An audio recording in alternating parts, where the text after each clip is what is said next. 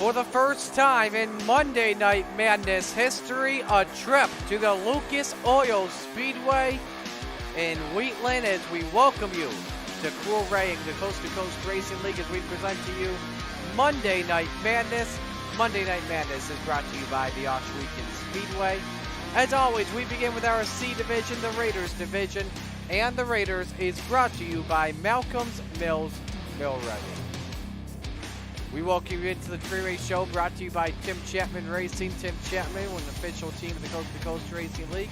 And of course, we're so glad you could join us as always on the Coast to Coast Racing Network as we welcome you for the first time to our Lucas Oil Speedway broadcast booth. Marty Sakala alongside Isaac Salas getting set to go here. So Isaac, the first time we have seen the sprint cars go around Lucas Oil Speedway as a part of Monday Night Madness. What are we going to expect here? I don't know, to be honest with you. I'm guessing, obviously, just from the league standpoint, we're going to see some amazing racing. But I've never been in a sprint car at Lucas Oil, so it's going to be learning for me. We'll see how it goes, but I think it'll probably end up being multi-groove from the other kind of cars I've been on Lucas Oil, and I think watch out for some underrated guys that might pull one out here. Let's take a look at the standings so far as we come on in here. Andrew Smith currently with the points lead up by 13 on Kyle Sargent, but no Andrew Smith with us at the moment. He is not logged into the server. However, though, we've got Kyle Sargent in, and same with Mike Schultz. It'll be a big night for them to take advantage of this.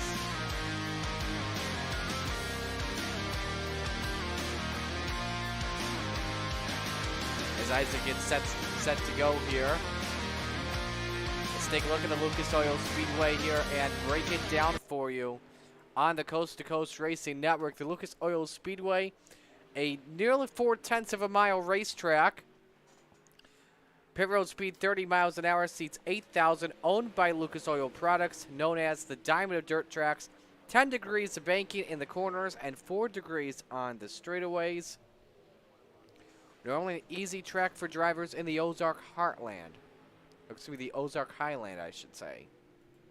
So, we should be in for a good one. Total of 9 drivers make up the car count here with us tonight, and we should be in for a good one. If you missed us last week on the Coast to Coast Racing Network, we made a trip to I-55 Speedway in Peevely, Missouri, taking home the checkered flag. Josh Whiteman taking the win. Isaac, I know you finished on the podium. I can't recall where you finished. I believe I took second last week. Okay. I think I had like barely any X's even. I'm pretty sure I finished with a 0X. So we should have a good one in store for you here tonight. Looking at we talked about the standings. Let's recap them just a little bit more coming on in. Andrew Smith with the points lead, up 13 on Kyle Sargent. Smith with 446 points. Mike Schultz is third with 415 points. Dustin Sargent fourth with 399 points. And fifth is Neil Strouser with 397 points. It's round number 8 of our fall season. And again, we are so glad that you could join us here tonight. And of course, practice is in the books. Kyle Sargent is the quickest for the 12.778, which means it's time to move on to ABR Setup Shop qualifying. First driver out on the racetrack, the driver of the number 883, that's Bud Molyneux. Molyneux comes in 7th in points, made up 3 positions after last week's run. Isaac Salas, Joe Halter also out on the racetrack as we speak.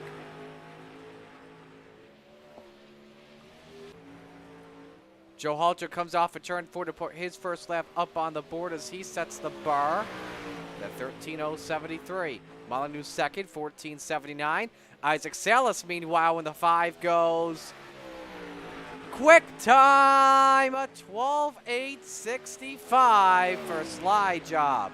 Joe Halter on lap number 2 is better at a 12.96. Molyneux better, but he stays third on the racetrack. Neil Strouser in the 68 on the racetrack. He's 5th in the standings. Coming into the night, Kyle Sargent also out on the speedway right now. We'll show you the 2 laps at the line. Kyle Sargent quickest in Sector 1. Neil Strouser is not. Strouser goes third, but as for Kyle Sargent in the 91, quick time, a 12:8:22 for Kyle Sargent, 10-4, sir. Second lap for Kyle Sargent, faster, a 12:8:02 for Kyle. Mike Schultz, third on lap number 1, goes 12:94 for a guy who just purchased this racetrack. That's pretty good on his end. Off of turn 4 for Schultz, quickest in sector 2, up to second quick at a 12:8:22. 1 minute left in qualifying as we take a look at the pit notes for tonight. Of the drivers that currently have yet to qualify,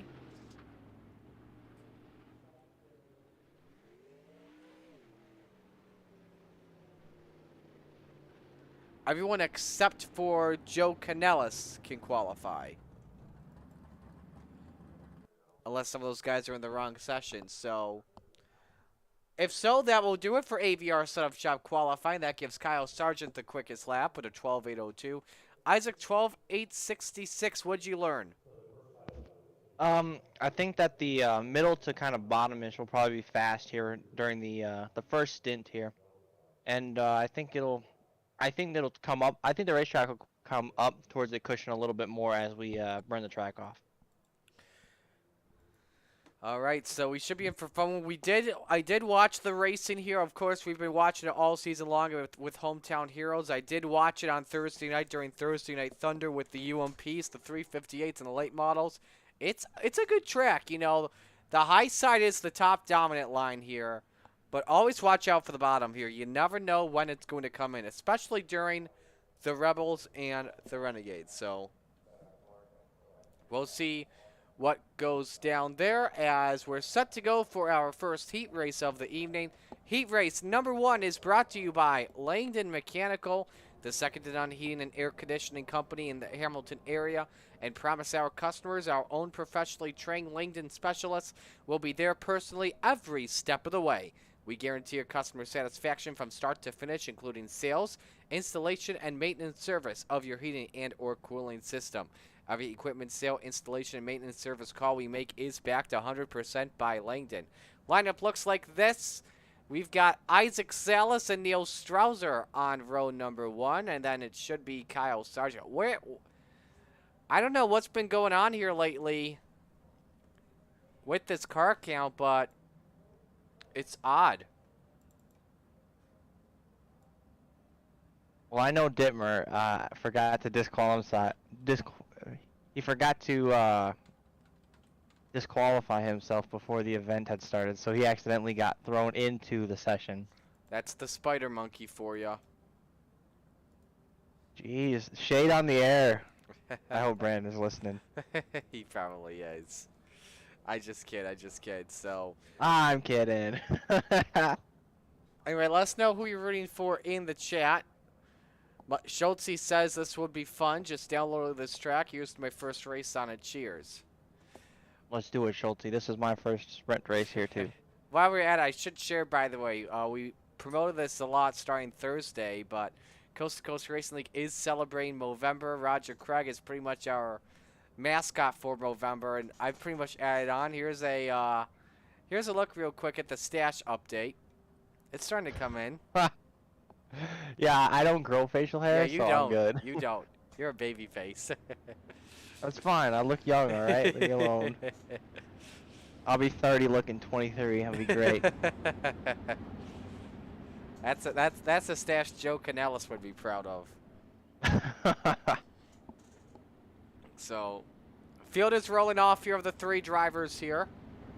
Of course, winner will start on pole for our 20-lap feature. You see drivers following the Steve King Foundation PACE truck formed to help the dirt track community across the country by providing financial assistance to pit crew members, drivers, race officials, track ops personnel, or the immediate family of those individuals who suffer serious illness, injury, or death. Only 3 drivers for this heat, so this will pretty much determine our inside line. I wonder if we're actually going to have a B main.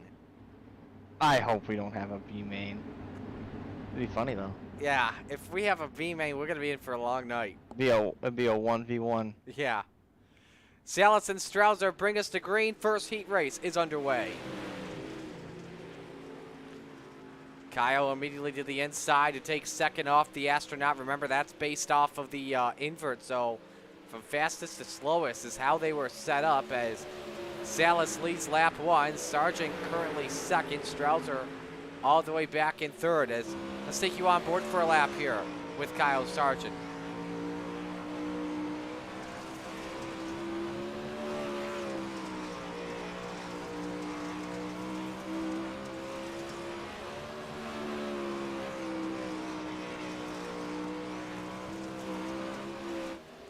Probably the fastest you'll see the drivers throughout the night, 110 miles an hour on a tacky track.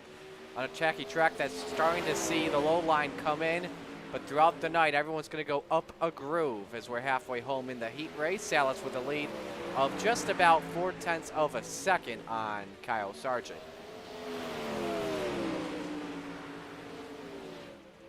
Sargent way wide off of turn 4. Isaac right now rolling smooth in the corners.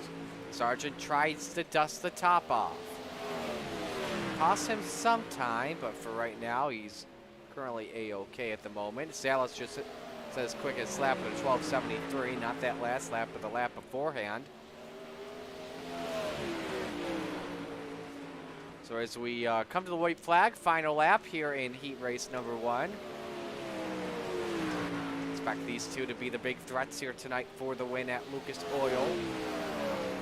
And through 3 and 4, Slide Job takes the win in heat 1. Sargent second, and Strouser finishes in third. Well, Ozzy, you got a nice set of hot laps in. 7 greens, white checkered. Yeah, it was a fun little race. I know that Kyle's pretty quick, so anytime I can hold him off, I'm pretty happy with myself. Heat race number 2 brought to you by Magnum Race Design. Magnum Race Design offers iRacing wraps, hero cards, logos, flyers, and even attention to detail. If you're looking for a new design and want attention to detail, competitive pricing, and fast turnaround times, check out Magnum Race Design on Facebook, where you can contact them directly through Messenger. Magnum Race Design, the proud sponsor of the 358 Modifieds. Here's the lineup here. Joe Canellis and Bud Molyneux on row 1. Joe Halter and Mike Schultz in row number 2.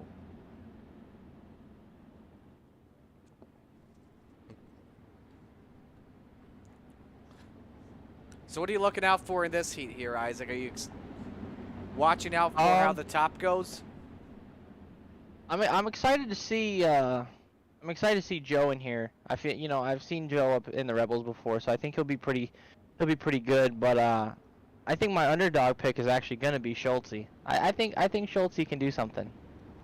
EOL. Molyneux, yeah, with an EOL, I believe. We got ourselves a showdown. Yeah, Molyneux actually requested an EOL from the sounds of it. And so Mike Schultz starts from the outside of row 1 next to Joe Dirt. So Joe Dirt, Schultze, and Smoking Joe in this battle as we're set for the green flag. Heat 2 is green. What a start from Schultz off of turn 2. Canellis and Halter, the best battle for second at the moment. And Canellis works the top early. Everyone working high to mid. Halter still wants the low groove to work on his end. And now keep in mind here as well, Isaac, you know this a lot better than we do, obviously. Fixed setups in the Raiders. Everything else above is open setups later tonight. Oh yeah, absolutely. And I think the big thing here is Joe's going to be running a line that, if you burn it off or he sets it in just right, it honestly might be perfect once the track goes all the way slick. But, at the same time, you got to think of how much damage is actually going to get done to the track and how slick it'll actually be by the time we get to the feature here. Halter has moved away from the bottom and into the chocolate chips he goes. Schultze cracking off some fast laps, 12:85 as they work their way past Bud Molyneux. Not sure if the 883 is having issues or something. We keep on going, 3 to go in heat 2 for Schultz, a half-second lead on Joe Canellis in the battle for the outside of row 1 to start next to Isaac.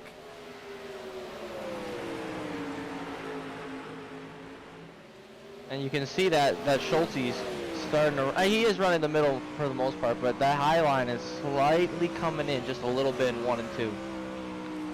See how close he is to the cushion at the moment as they work their way through 3 and 4. Schultz takes the win in Heat 2. Joe Canella second, Joe Halter third, and Bud Molyneux fourth. So, shouldn't see a B main here. We should go right to our warm-up watch.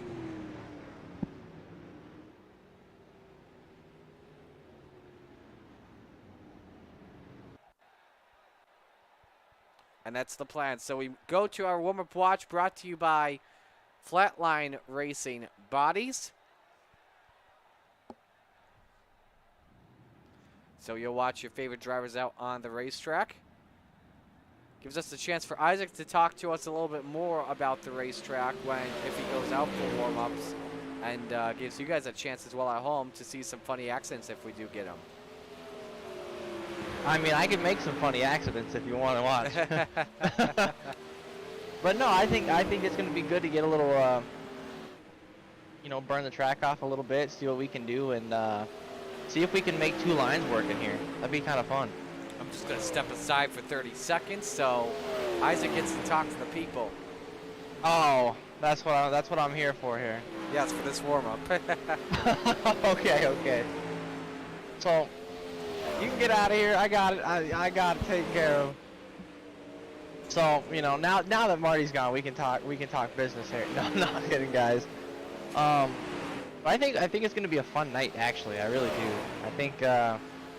I think once we get started, it sounds like most of us should make it over to the higher divisions and stuff like that. So I think once you start getting a good amount of cars in the feature and in the show and all that kind of stuff, that track's gonna be burnt off, and I really do think that we're gonna see 2 lines out of this track. I'm hoping so. I mean, especially with open setups and some of the guys that we run, and I've watched a couple of the Hometown Heroes races. I'm thinking so, but we'll see. Well, let me try to go for quick time here.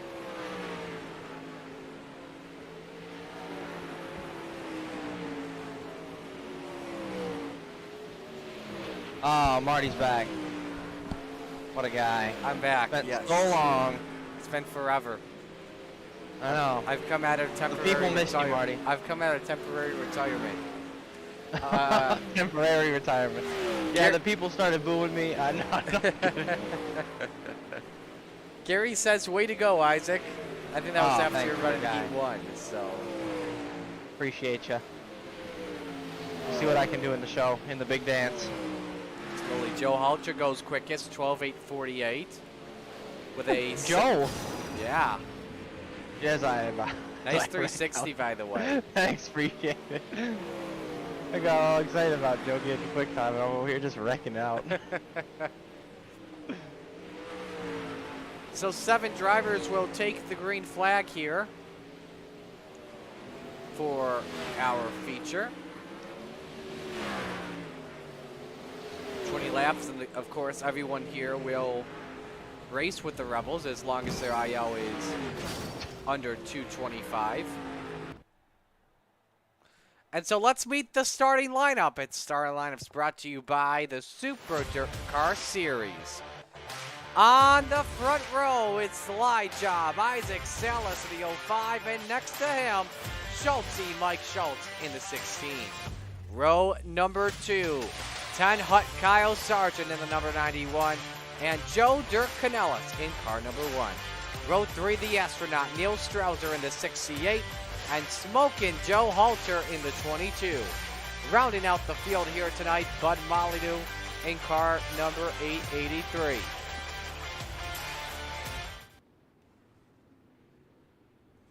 So that is how the field will go. Time for predictions here, Isaac. Who do you got winning? I'm not gonna pick myself, so either I'm gonna go with Kyle, but I'm hoping it's me. My pick is Kyle. My pick is Kyle, but deep down I want to win. Your back's against the wall. I'm picking you to win. Great. Lights are off the Steve King Foundation pace truck as we are 1 lap to taking the green flag. 20 laps around for the Raiders here. Caution laps do not count. We're so glad you could join us for Monday Night Madness. Let us know your pick to win in the chat. Who's it going to be? How's it going to be done? There's always a favorite out there. Pick it ASAP. You got Isaac Salas and Mike Schultz making up the front row. 20 laps in Wheatland, Missouri. Let's get it on.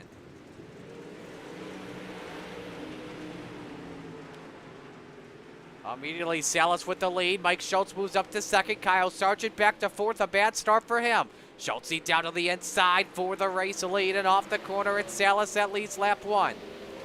Canellis in third. Nice three-way battle for that bottom step of the podium as Canellis holds on to the spot. Bad start for Kyle Sargent. He lost the most positions. Down 2, up the track he goes, back into the 5th spot. The Joe and Joe show for P3. And oh, Schultz, a bad 1 and 2, allows Canellis to take away second. Halter had the quickest lap last time. Oh my goodness, Molyneux spins like a top. No caution. We stay under the green flag.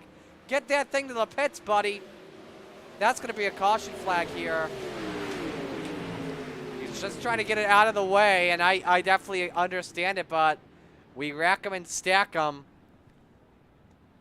I don't know. If I were Bud, I would have taken that thing to the pits and just be like, hey, keep it going now, because of that for Bud, he is a lap down. Here's a look at the Malcolm's Mills replay for the first time tonight.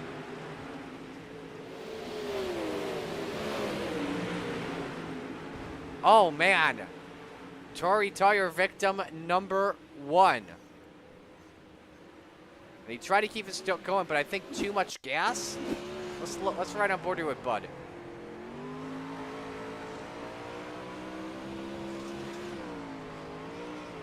Too much. Hey, he was on the sand with that left front.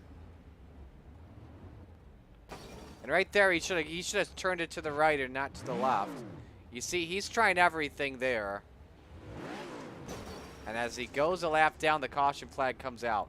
Just beyond the cushion, luckily. So that was a close call for the driver of the A83. So we go green this time by. Lights are off. And of course, single file restarts in every sprint race we have in the league. Isaac Salas leads, Joe Canellis second, Mike Schultz third, Kyle Sargent fourth, Neil Strauser fifth, Bud Molyneux sixth, and Joe Halter seventh. Not sure what happened to Smokin' Joe, but he is back in P7 as we're set to come back to green for this restart. First restart tonight, brought to you by Mission 22. Back at it. Salas the only one up top. Canellis took a peek underneath. That didn't work.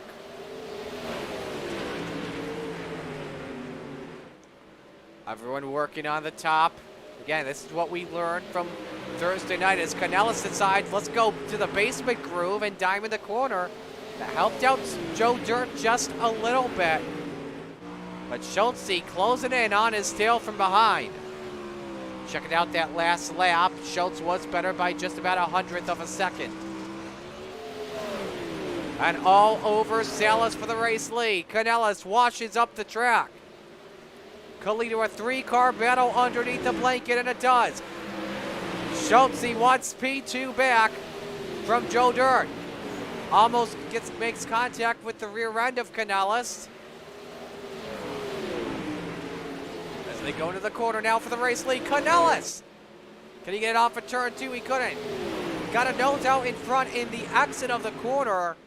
Although the high side is momentum as we've completed 9 here at Lucas Oil. Oh no, Canellis, hang on to her, baby. Too much yaw in the corner and loses 2 spots because of that. And Kyle Sargent is up to second with the cross flags up, 10 up and 10 down. Schultz falls back into the 3 spot because of it.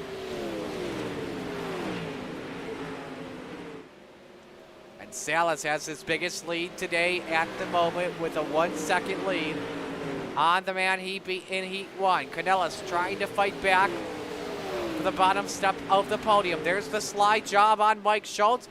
A little bit too much contact with Schultz. Hang on to her, Mike. Sends it into 1 and 2. The slide job works. Canellis washes up into the cushion and leads to a 3-car battle for third. Halter looks to close back in off at 4, nearly 3 wide.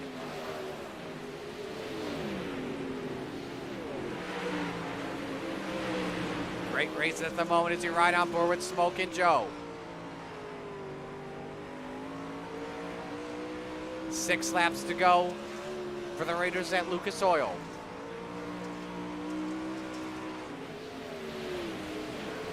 Schultz trying to run away with that third place spot. Isaac Salas also trying to run away with his victory. 2-second lead at the moment. Back on board with Joe. Oh, he's got to run upstairs. Canellis committed to the basement. Halter gets a run up on the cushion. It's Canellis just barely at the line with 4 to go. But Halter washes up the track. Almost biked it in turn 2. Got too much of the cushion and loses a lot of time. Meanwhile, your battle for second between Sargent and Schultz coming to the popsicles. 2 to go this time by.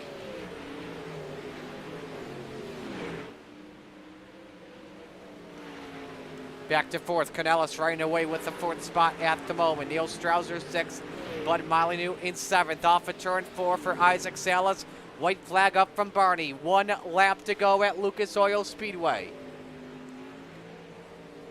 It will be his first win of the season in the Raiders, the defending champion. It's about damn time he got one in week 8 of the season. Isaac Salas takes it. The confidence was needed, I'll tell you what. That's actually Isaac's second top 5 of the season.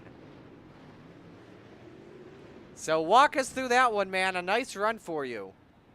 Yeah, brother, the low side of 1 and 2 was fast, man, and then I just ran the top in 3 and 4, to be honest with you. I was just kind of where I felt comfortable. Nice, nice. I couldn't really figure out where the cushion was in 1 and 2, so I was like, well, I'll just run the bottom. I know it's fast enough, so it's fun. Awesome, man. We'll do the shout-outs in just a moment as we No worries. wait to get the top 3 on in here. We can get Mike Schultz in instantly here. So Schultz with a 3rd place finish. Mike, your first time out, not bad. What'd you learn? Not to jump the cushion. Yes, we did see that after one of those restarts that cost you 4th and you faded back there. How'd you recover? Actually, they kind of showed me the line of running the trying to dime in the corner there and get off the top because I wasn't very good up there. So Isaac makes everything look so easy. So Yeah, sure. him and Kyle both. So just to finish 3rd to those 2 is fine, you know. What'd you learn for this one as we head towards the Rebels at about maybe 20 minutes or so? I'm not. I have no setup. So I'm not sure I'm gonna run it at all. I just if I do, I do. I'm probably not gonna run it, honestly. Okay. Who do you want to give shout-outs to? Gotta give a shout out to you, Marty, for doing the broadcast. You do a hell of a job. Everyone at Coast to Coast, Roger, John, everybody behind the scenes that does everything, and I guess that's it. All right, man. Great job. Appreciate it. That's Mike Schultz, our 3rd place finisher. Great guy, too, to meet in person. I've met him before at a racetrack. So let's go to Kyle Sargent, our 2nd place finisher. Kyle, talk about your run. Got a bad start. I went down low. I started down there. I figured I'd be able to hold my position a little better, and all of a sudden everybody starts going around the top of me, and I had to wait my turn to move up and try and get the fast lane. Yeah, just talk about just trying to recover as well from that start. You just talked about it, and then making your way back up to 2nd. I saw you got the fastest lap of the race as well at the end, luckily. Yeah, found that a little too late. I was trying to move around. Obviously, I didn't want to run the same line Isaac was because it's hard to pass him that way. And I tried a few things and lost a lot of momentum. Gave him even more of a lead and found that bottom late, but it just too little too late. Did that caution save you just a little bit? Yeah, I'd say a little bit. Once they get rolling green flag like that and everybody having the same setup, it it's hard to pass. It's like driving the 305s. You got to wait for either a mistake, which I was fortunate on a few of them there, and that definitely helped. But it, I don't know. I don't think I could have gotten around Isaac. Well, who do you want to give shout outs to on this run? Nuke's Performance, W Energy, Getting Hooked Outdoors, Getting Mobile Repair, DNT Designs, DuBois Welding, Black Bullet Racing, of course, and as always, you guys for doing the broadcast and everything, taking your time to do that. It's a lot of fun. Appreciate the time, man. Great run. Thank you. Alrighty, Isaac Salas again in Ray Victory Lane after his win. And Isaac, so what are you learning that you're gonna take over to the Rebels here? I gotta be smooth, man. I don't know. I'm gonna have to get me a setup here in the next couple minutes because I don't think I'm gonna be that fast compared to these guys that know what they're doing. But yeah, man, I think that high side is treacherous, but if you can run it right, I mean, she's quick. Yeah, absolutely. Who do you want to give shout outs to? And like, yeah, go ahead. oh, and then sorry, and like he said at the end of that, the bottom was actually fast. So like I said, I think there's gonna be multiple lines here tonight. I'm pretty excited. I'll tell you this too. Dean said he had money on you getting a top 10. Oh wow, thanks, Dean. Appreciate that. And if Could've your said top. if your last name begins with an S, you podium. So Yeah, Schultze and me. and Sergeant. So who do you want to Oh, give? and Sergeant. Oh my God, all three. Okay, sorry. Who do you want to give? Here. Who do you want to give shout outs to? Yeah, all the guys over at Venom Racing, Dean Super Dirt Car Series, Magnum Race Designs, Got Your Six Racing Network with Joe, RSN Trackside, that's with you even. Heck yeah, Simtrax Broadcasting with Pat, Dirt Track Bank, VMR ERAPs for the sprint car paint, everybody at Coast to Coast, Roger, Preston, all the admins that don't get a whole lot of props, that do a whole lot. Mission 22, and then you and me for the broadcast. And then, yeah, just like thanks to the veterans, my friends, family, everyone that kind of supports me. So. All right, man. Congratulations. Normally I would kick you out, but you're my booth partner, so. Sorry, my bad. I'll just go sit on the bleachers for a while. Does that work? Isaac Salas taking the race win. Kyle Sargent second. Mike Schultz third. Joe Canellis fourth. Joe Halter fifth. Buddy Molyneux sixth. Neil Strauser in the seventh spot. We're gonna step aside and take a break, and when we come back, it's the class where you should expect anything and everything. The B Division Rebels. Stay with us on the Coast to Coast Racing Network.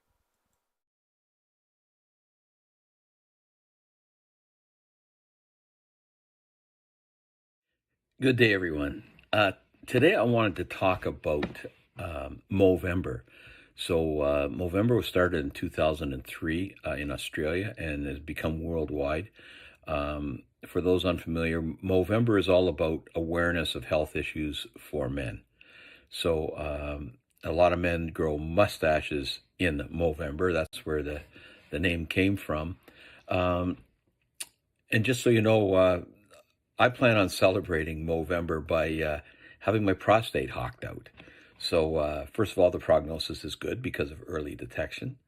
So, and as a result of that, I have decided to declare myself the Coast to Coast Racing League Movember poster child for 2022. On a more serious note here, the average age of our league is 41. So if you're on the top side of that, you need to get tested regularly. I'm talking PSA tests, the rubber glove, 2 seconds of discomfort for maybe a lifetime of living.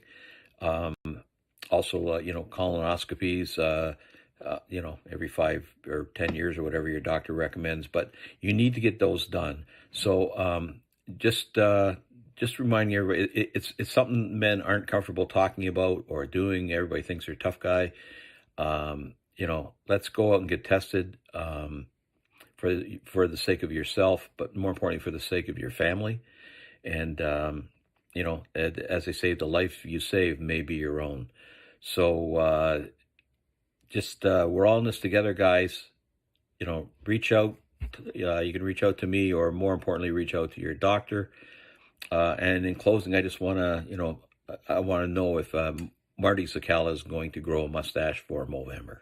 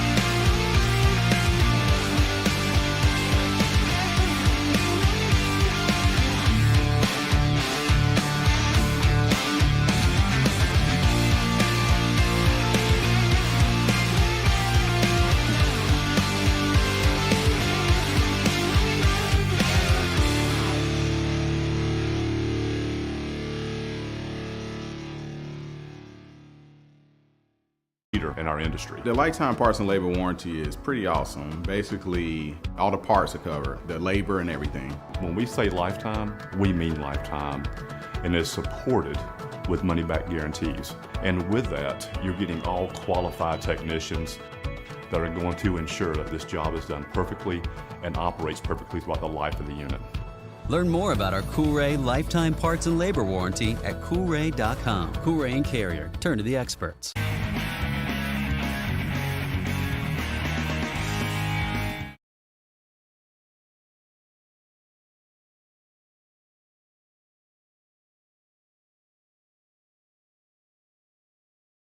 Good day, everyone. Today I wanted to talk about Movember. So Movember was started in 2003 in Australia and has become worldwide. For those unfamiliar, Movember is all about awareness of health issues for men. So a lot of men grow mustaches in Movember. That's where the name came from. And just so you know, I plan on celebrating Movember by having my prostate hocked out. So, first of all, the prognosis is good because of early detection. So, and as a result of that, I have decided to declare myself the Coast to Coast Racing League Movember poster child for 2022. On a more serious note here, the average age of our league is 41. So if you're on the top side of that, you need to get tested regularly. I'm talking PSA tests, the rubber glove, 2 seconds of discomfort for maybe a lifetime of living. Also, colonoscopies, every 5 or 10 years or whatever your doctor recommends, but you need to get those done. So just reminding everybody, it's something men aren't comfortable talking about or doing. Everybody thinks they're a tough guy. Let's go out and get tested for the sake of yourself, but more importantly, for the sake of your family. And, as they say, the life you save may be your own. So we're all in this together, guys. Reach out. You can reach out to me, or more importantly, reach out to your doctor. And in closing, I just want to, I want to know if Marty Sakala is going to grow a mustache for Movember.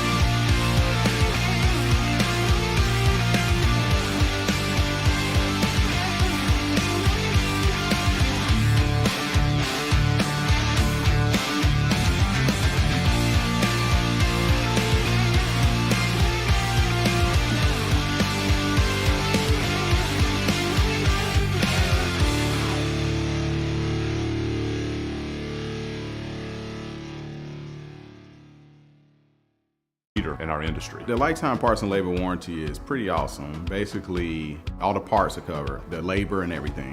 When we say lifetime, we mean lifetime, and it's supported with money-back guarantees. And with that, you're getting all qualified technicians that are going to ensure that this job is done perfectly and operates perfectly throughout the life of the unit. Learn more about our Coolray lifetime parts and labor warranty at Coolray.com. Coolray and Carrier. Turn to the experts.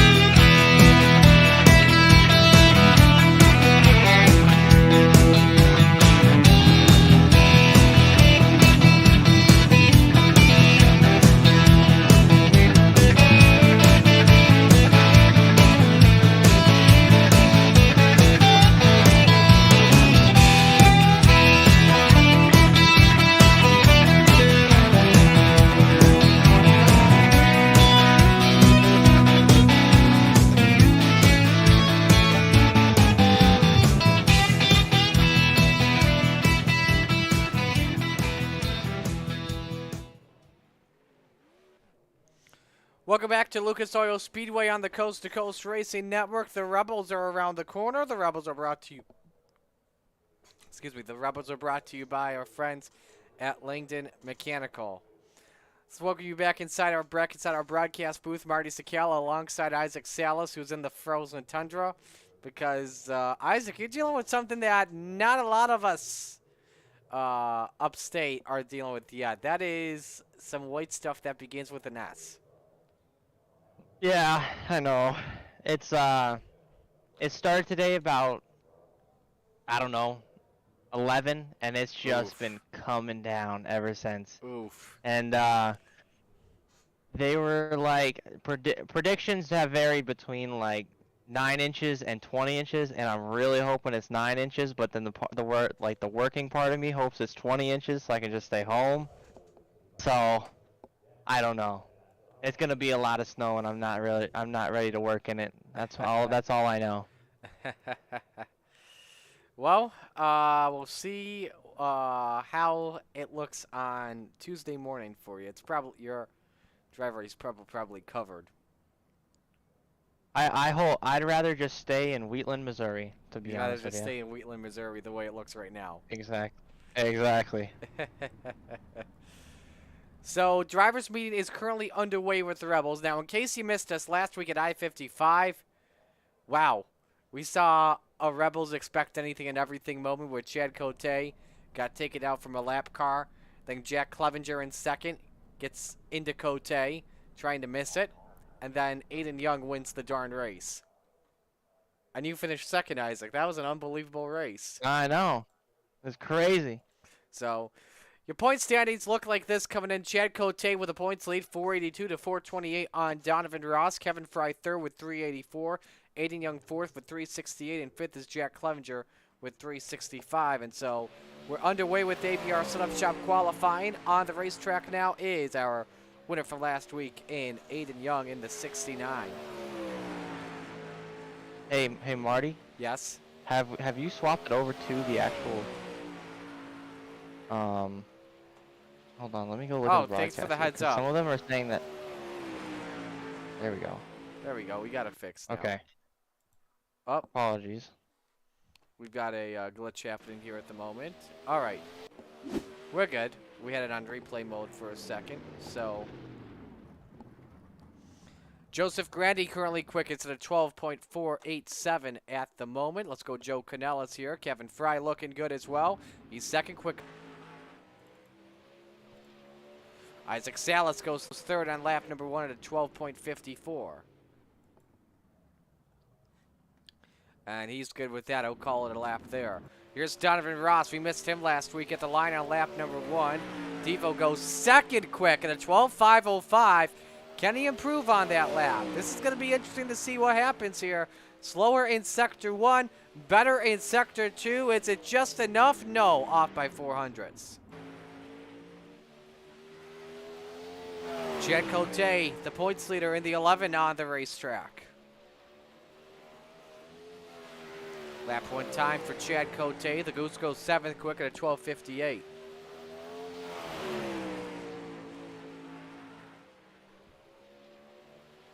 Better in Sector 1, slower in Sector 2 for Cote. Good for third, though, at a 12.515.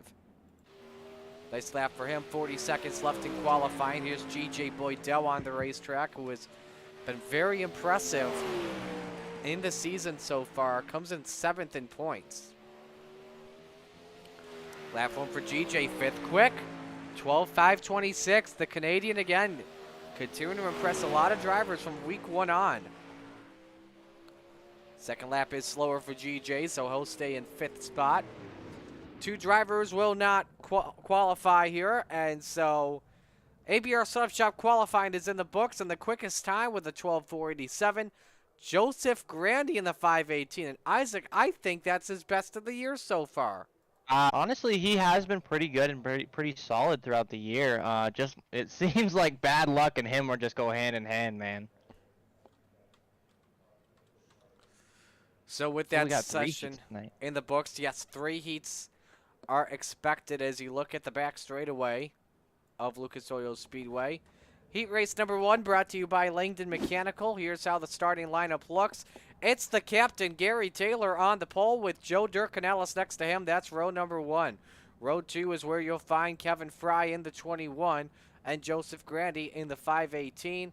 And row 3, it's the Bassman, Roger Craig in the 747. And the eventful one, Bob Everson in the 008. Just waiting for Bob to get in here, and then we are good. 3 heats. Winner will start on pole for heat race number 1.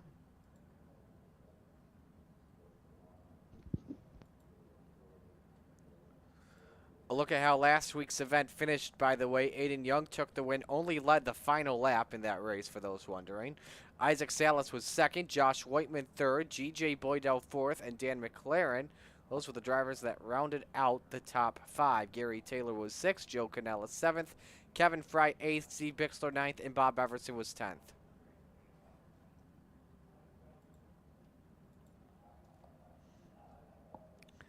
Devo says, whatever it was, it's such a calming tune, like being in a spa.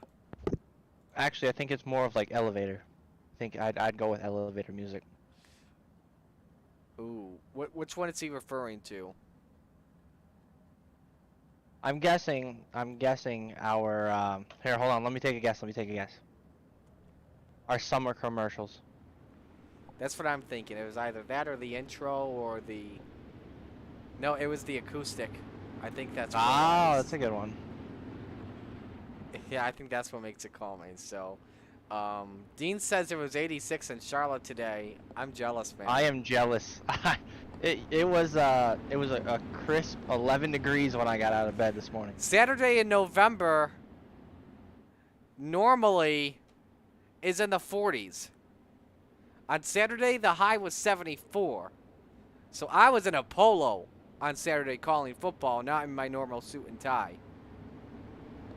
It's supposed to be cold tomorrow where I live at 46. Supposed to get back up to 60 Wednesday. Thursday 66, and then we should be done with the warm temperatures for good. I'm jealous. I think our high is tomorrow at 39, and then we'll see negatives by the end of the week. All right, set to go for Heat 1. Top 4 transfer. Everyone else to the B main. We're underway, and a bad start for Gary Taylor. Joe Canellis gets a race strong into turn 1. Taylor and Grandy, into the wall they go. Oh my goodness, Taylor with a wild ride. I told you, Grandy has some of the worst luck here. And Roger Craig moves up to third past Kevin Fry. Joe Dirk Canellis leading at the moment. And how about Bob Everton with a 4 spots in the opening lap there, Isaac? Wow, and Yeah, Grandy has crashed again.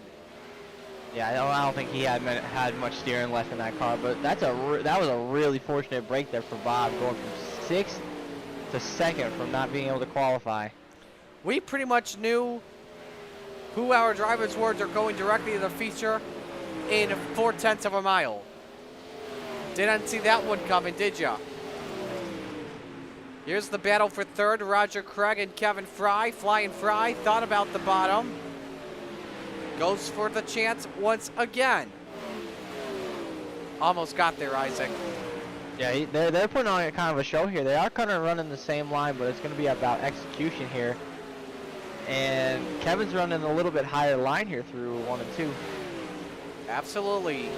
Let's see if he can get the cushion to work better than Roger. Up the track, the Bassman goes to throw the block. 2 to go in the heat. And Fry is right there.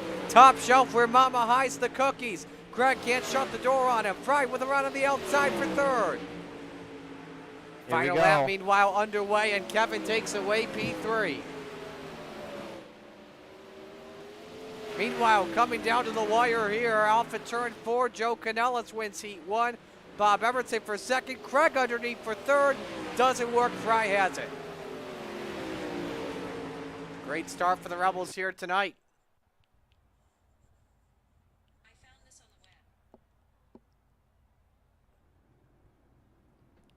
As we move on to heat race number 2, brought to you by Magnum Race Design. Here's how the lineup looks. The Mayor, Steve Bixler, on the pole position next to Aiden Young, who starts in second. Row 2, G.J. Boydell and Devo, Donovan Ross. Then row 3, Rich Holland and Preston Kramer, the Ayla Outlaw. Devo says that acoustic tune is like being in a massage parlor now. Oh my. Being in a massage parlor. I love it. Yeah.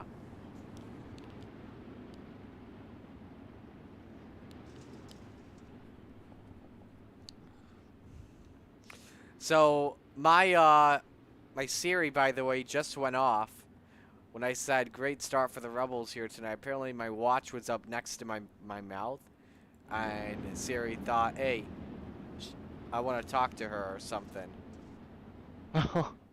And it She's pulls already like, really? You want to talk to me? and it pulls up with campus life at the University of Las Vegas.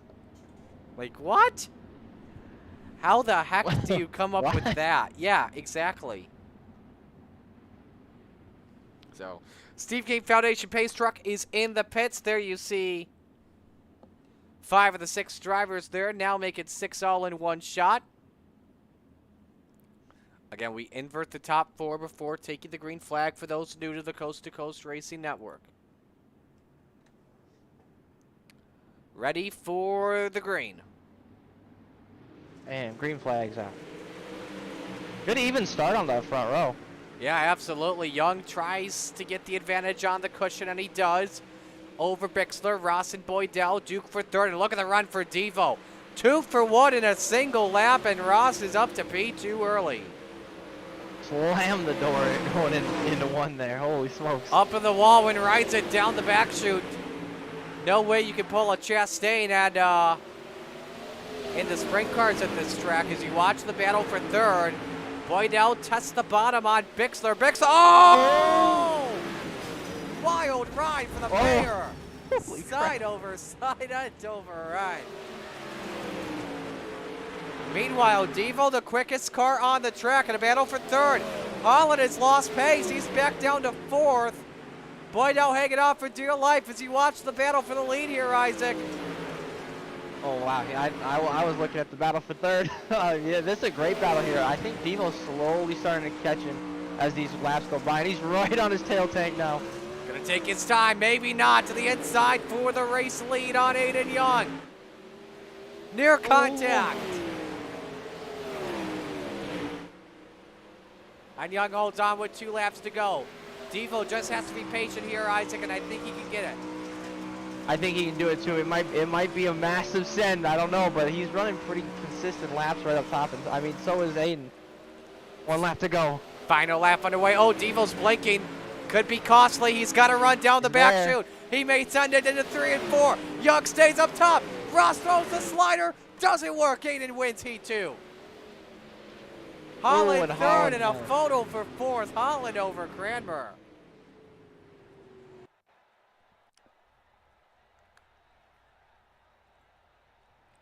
So we go to our third heat race, and it's brought to you by the Salty Dogs Race Team. The Salty Dogs Race Team, composed of many of the senior members of the Coast to Coast Racing League, and have been released from the retirement home to create havoc and chaos on the track.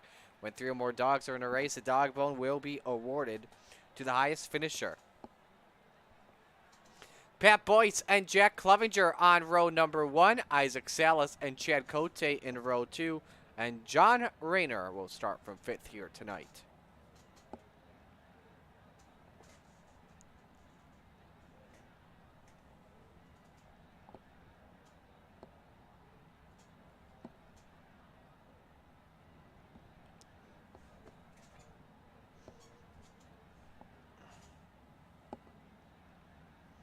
So as the field starts to roll off, and I believe Pat Boyce has said, I'm going to start from the rear. That's 2 times now that I've gotten. Actually, he has to. Heat EOL for him tonight.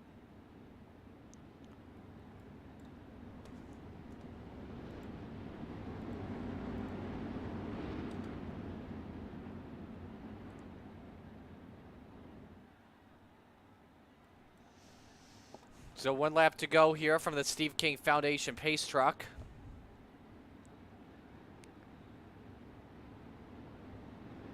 Isaac, you got a lot of pressure, man. You're on pole. I know, the 2nd time tonight. 5 cars in our final heat. Top 4 transfer. The odd man out goes to the B main for extra practice.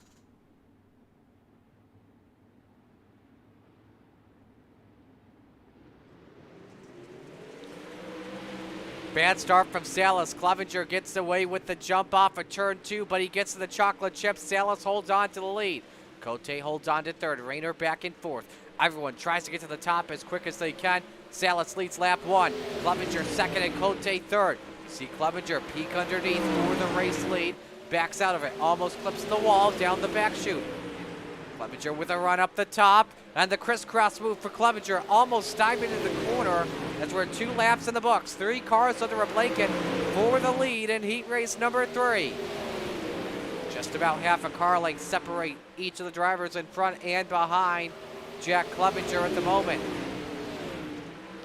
You see from our high side cushion cam, the lines the drivers are running. Clevenger on the slider groove. Does it work? Loses some time.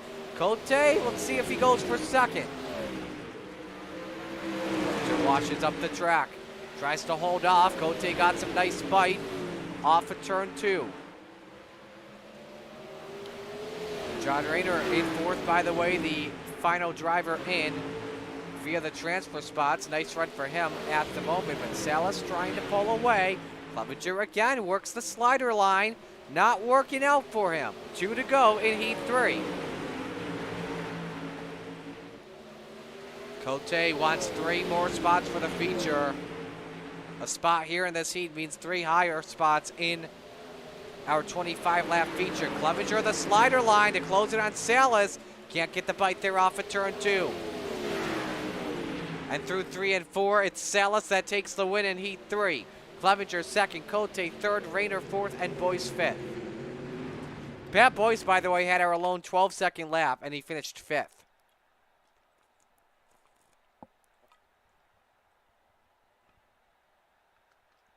I dodged the B main. You did, and you get a top 3 spot. Good for you. Time for our B main. B main brought to you by Gambler Motorsports, an official team of the Coast to Coast Racing League. Joseph Grandy and Preston Cranmer on row number 1. Row 2, Pat Boyce and Gary Taylor. And Steve Bixler starts from 5th. 10 laps for our B main.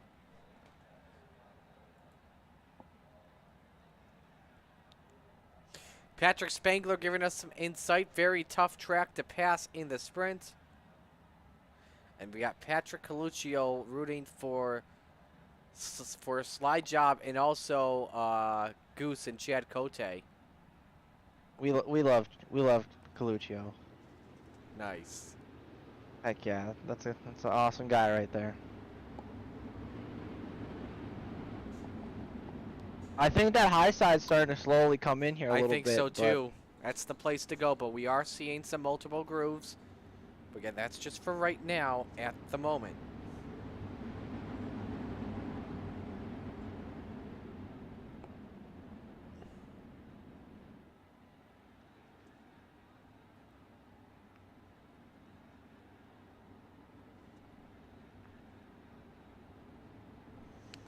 One to go until we get the green, and so the winner of this heat, I believe, will start from position number 13 tonight.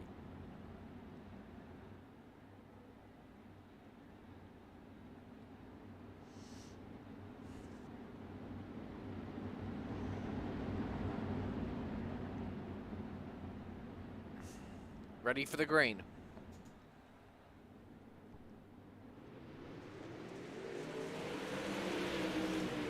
Even into turn 1, Grandy tries to clear with the advantage, but look at the run for Preston Cranmer. Grandy couldn't go up the racetrack. The Outlaw takes the race lead here in our B main.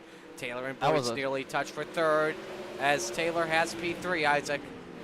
Yeah, that was a really strong move to get that move done out of 2 right there on the high side. But like you said, I think there's kind of 2 lines developing here. I kind of like it. I mean, I think that we're going to be able to see a good battle here between I believe Gary and Pat here running 2 different lines. Oh, it may end here for Grandy and Taylor, but that is that good battle for 3rd as they touch down the back chute. Boyce washes up the track, allows Bixler to close in that battle for 4th. Taylor up with the chocolate chips. Oh my goodness, Bixler! Wow. Holy cow, that's insane. He stopped on a dime.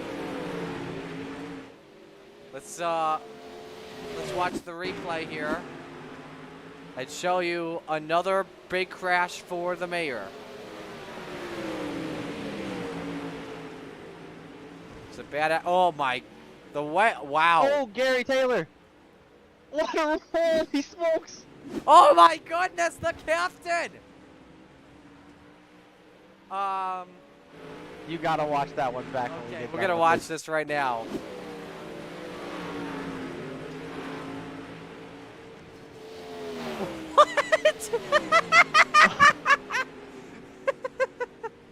What? Wow. Dang. The captain did not land properly.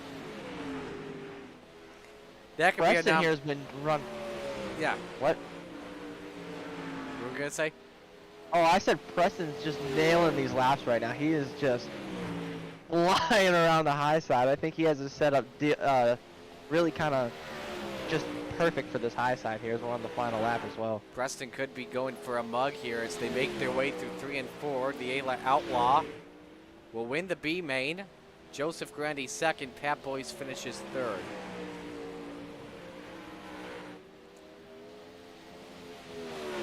That was something. That was a big wreck, man. Yeah. Both of those were big wrecks. Just makes you think, what are we going to get tonight for wrecks in the 25 lap feature? That's what I want to know. Oh, man. I just went back and watched. That's a not top 10 if I've ever seen one. Nah. It's not like... Oh, yeah, I know. It's nothing like Lernerville flipping down the hill. Nothing like Dean Meitzler and... Oh, Aiden. Oh, give me 1 second here. Aiden's just getting murdered out there. So, up, fry sideways. Oh, just almost tipped on its side. So, it's not like Dean Meitzler and I think it was Chad Cote that were, yeah, they're both victims. You see Grandy sideways. you remember? I believe Whoa! it was Oh my goodness! Oh boy. Roger with a wild spin. But what were you asking? I was just I've been thinking about was it Knoxville about last season, I believe? We had a gnarly wreck, I believe it was at Knoxville. Someone hit the Whoa! inside. My goodness, Whoa, I Kevin! came back to that one. We're gonna watch that for the heck of it. Kevin just messed up Aiden Young. And I think Roger too. Nope, Roger had a nice bird's eye view of that one. Oh, and he's like, you better go, you son of a gun. Isaac's just like, kill me. Yep, there it was. There it is. There it is. Right there. Gotta get out the way here. We should just have a static shot for turn 2.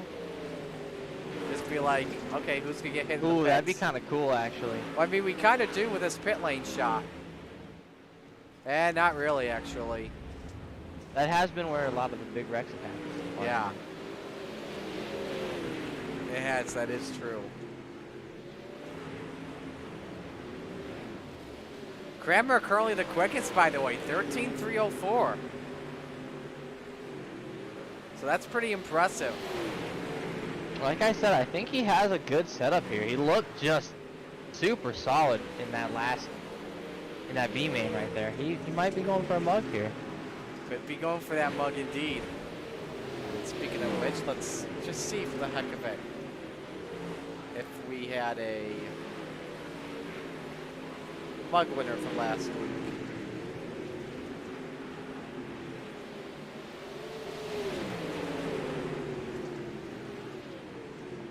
Yeah, we haven't done it in a while. Roger, if you can hear this, tell me who won the mug last week. Oh, Gary and Jack Hard. Ooh. In Calamity I hit Quarter. the toy tire right at the end. Oof. All right, let's get things going here. Here is the Super Dirt Car Series starting lineup. On the front row, it is Joe Dirt Canellis in the 1 and Aiden Young in the 69. Row 2 with Slide Job, Isaac Salas in the 5, and the eventful one, Bob Everton in the 008. Row 3, it's Devo, Donovan Ross in the 5, and Jack Clevenger in the 78. Row 4, the Flying Fry, Kevin Fry in the 21, and G.J. Boydell in the 014. Rounding out the top 10, a pair of Canadians, the Goose, the points leader, Chad Cote in the 11, and the Bassman, Roger Craig in the 747. Row 6, Rich Holland in the 116, and J.R. John Rayner in the 302. Row 7, the Ayla Outlaw, Preston Cranmer in the 07, and Joseph Grandy in the 518. Row 8, Pat Boyce in the 41, and the captain, Gary Taylor in the 34. Rounding out the field tonight is the mayor, Steve Bixler, in the 75.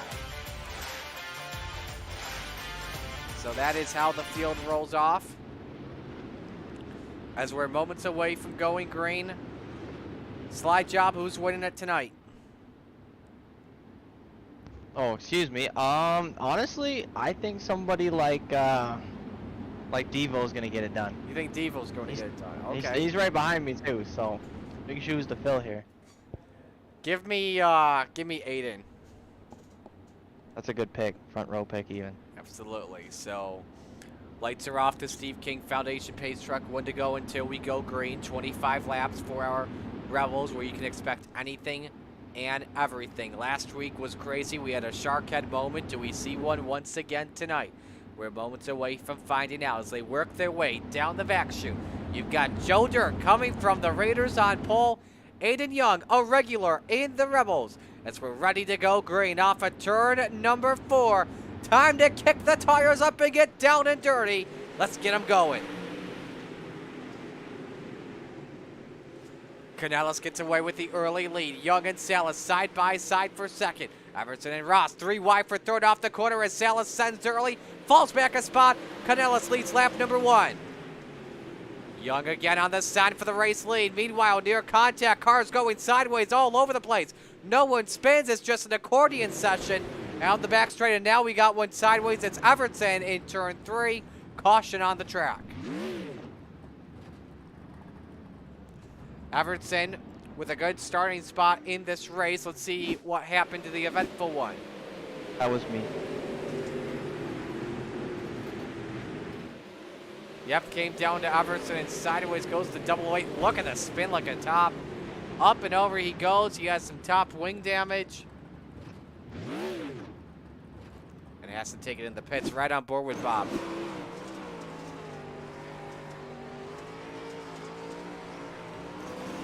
Yeah, Salas got slowed up as well from Joe Canella, saying Everson pretty much nowhere to go. That's just racing, going for the same piece of real estate. And you see Bob back on the track. He's got a quick repair. Luckily, because of the caution laps disabled, he does stay on the lead lap.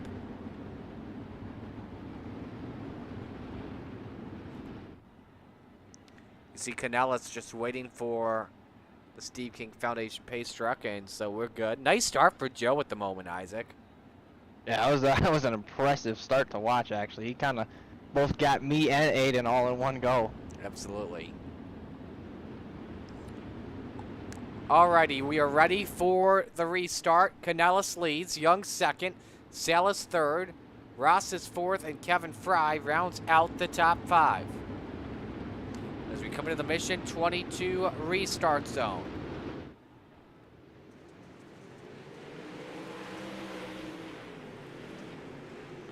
Good restart, but look at Aiden Young to the inside. Takes the race lead early. But can he secure this on the restart, though? The low line works out for Aiden Young, and he leads at Lucas Oil. Salas, meanwhile, tests the bottom waters for the second spot. The slider works. Hang on, Devo! Devo sideways, and it's pounded from G.J. Boydell. Caution is out. And some top wing damage for the 5 car as well, as he'll need a quick repair.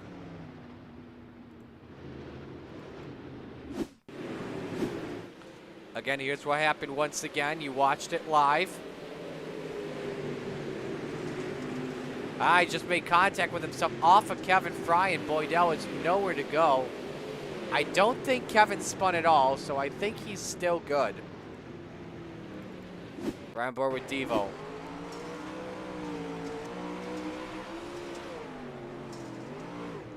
Look at it. Look, he had a handful entering the corner. He was having issues controlling that car. Here's Boydell's on board. He, by the way, just came off the fastest lap of this race in the 1380.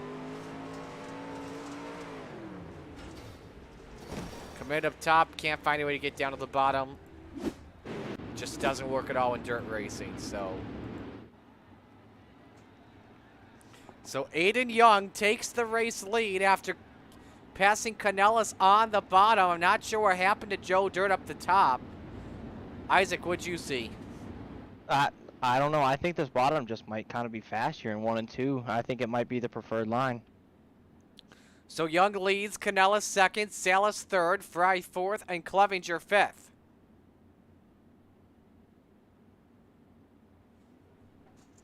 Four laps in the books as we come back to green.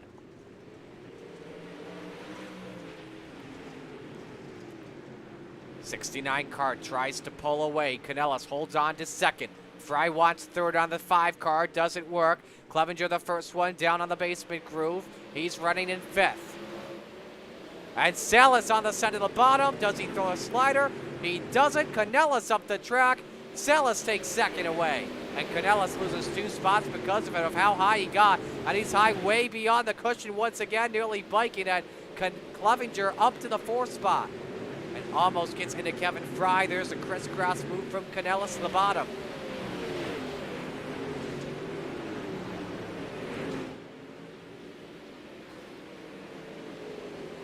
Don't know who got 4th in the line. I want to say it was Clevenger. But now the Goose, Chad Cote, the points leader, up 3 spots. Wants to make it a 3-man dash. Just near contact between Canellas and Cote. And look at the Goose here. Between Canellas and Clevenger, I was actually about to say. Oh, no! Canellas goes around. Caution. Oh, no. The mayor in with the ARCA brakes. That's a tough break for your pole sitter.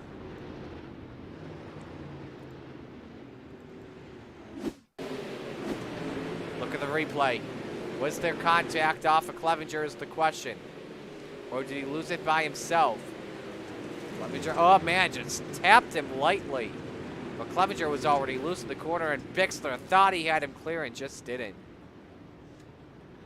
See, the right front is a little bent on Canellis' end. Here's his onboard.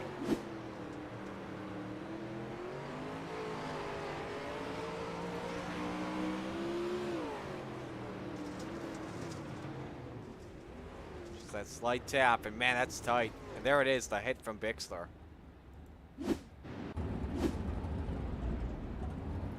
So Canellis in the pits to use a quick repair just to be safe than sorry. I think he heard that the right front was bent, so to be safe than sorry, there's the quick repair and back out he goes.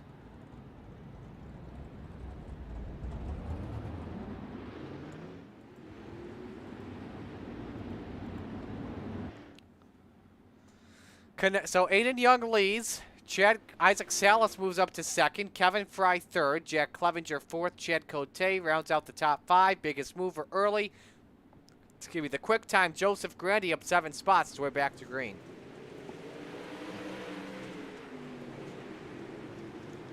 So Aiden holds serve. Salas may have had a better line. Kevin, oh, caution again. Check and see who for it is for Cote. Cote went around in turn 2. And I think we're hearing Devo's also involved, and he is. So the top 2 in the championship.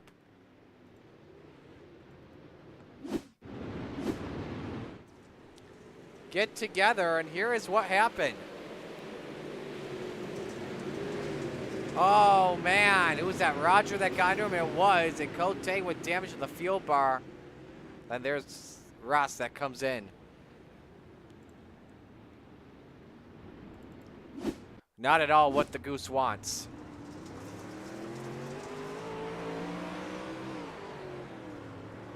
There's Roger right there, and just slight wheel-to-wheel contact. And in comes Devo.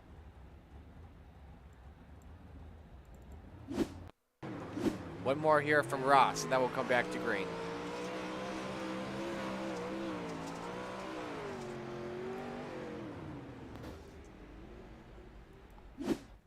I believe he has already used his quick repair.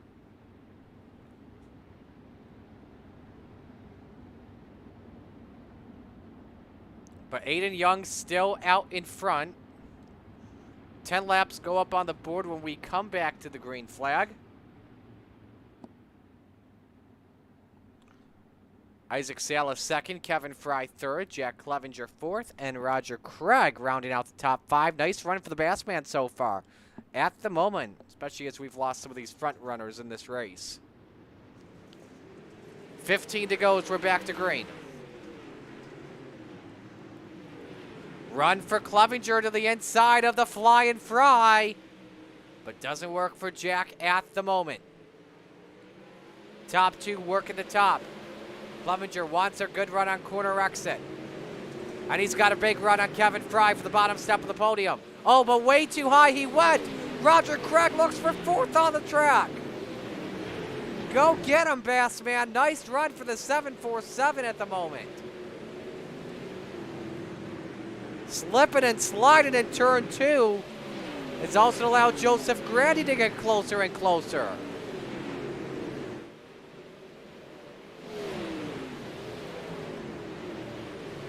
Isaac Salas, meanwhile, up the track he goes. Kevin Fry takes away P2 and slams the door shut on Slide Job. And Kevin secures it. That is the best battle on track as Isaac tries to fight her back. Meanwhile, Aiden Young out in front, just smooth. Canellis has spun the car around. He's taking it into the pits. Good hard race in the back of the pack. Bob Evertson, Gary Taylor, Preston Cranmer. That's for 9th on the speedway. Oh my goodness, just about 4 wide, and this could turn out ugly. It does. Cranmer hard into the outside wall. Caution.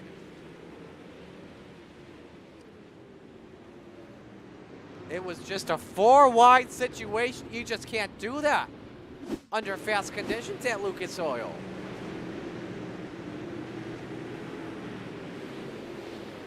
One comes down into the other. And all by himself went Cranmer. Right on board with the Outlaw.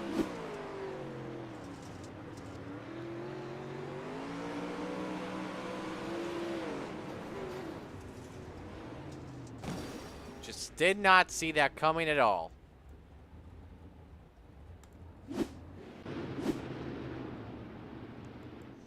So Isaac, how's the car feeling in third? What you gotta do to go for a top 2? What it says on the front wing, patience. I gave it a little bit too much going into 1 and 2 there, trying to make something happen, and ended up costing myself P2. So we're gonna go back to my patience ways and see if I can at least hold third here. It'd be cool to round out a podium.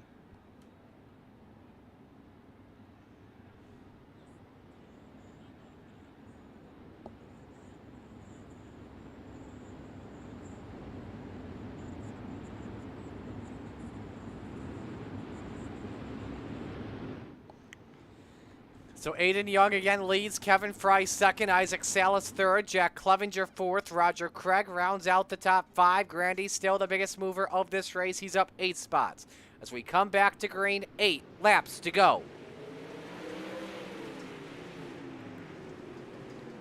Oh, Clevenger with a big run up top, but doesn't work. Let's see if Craig uses it to his advantage. Uh-oh. Craig way too far behind. Isaac up the track. Caution, ooh. Bixler.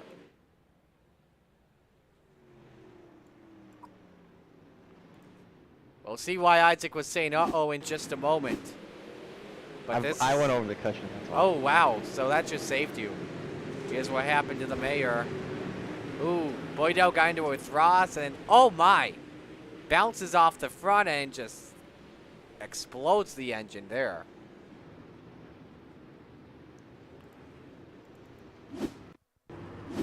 Here's the onboard with the mayor.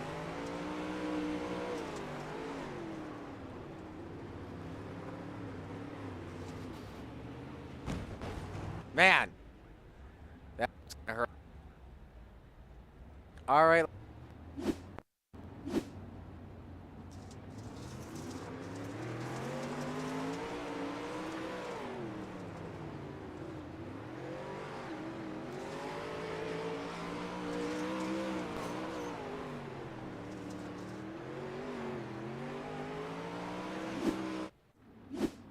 So they play a big factor. They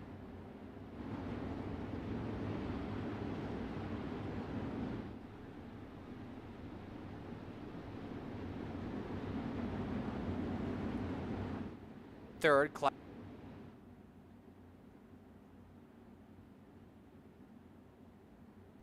Up. I think you guys got me now, so apologies for that. Back to green with 7 to go. Clevenger tests the top again. Roger tries to close in for 4th.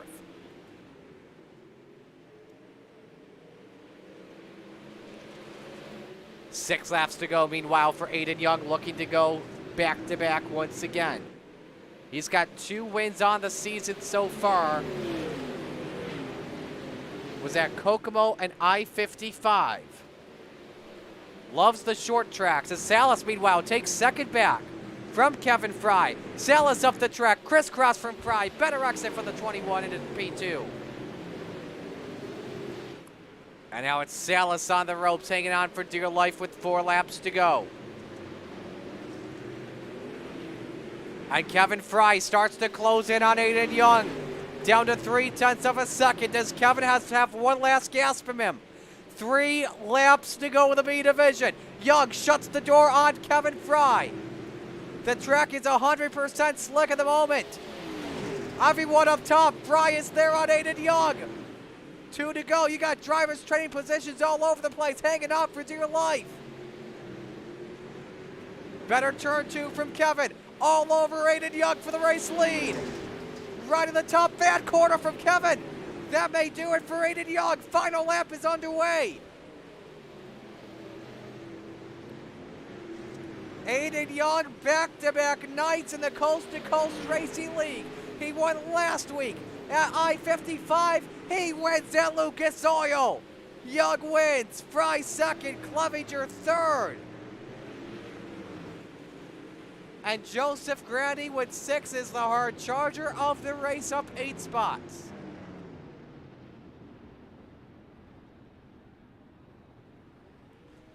That was a good battle between the top two coming down to the wire.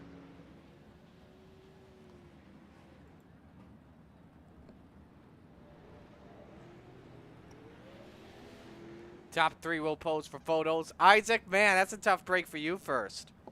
Oh, I was struggling. What do you mean? Like I said, I've never ran here. That track was slick for me. It was fun though. I had a lot of fun getting to battle with Jack there. So well deserved, and well deserved for all the guys there. They were freaking quick, man.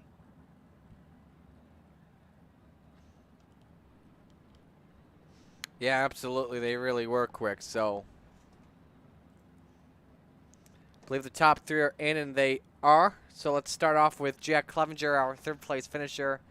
Jack, first time with the 360 here at Lucas Oil on a Monday night. How tough was that track? Yeah, you said it. It was tough.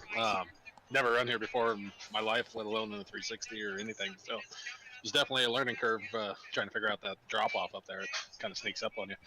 Absolutely. How were you able to hold on to 3rd position at the end? I'd say by the grace of God, honestly.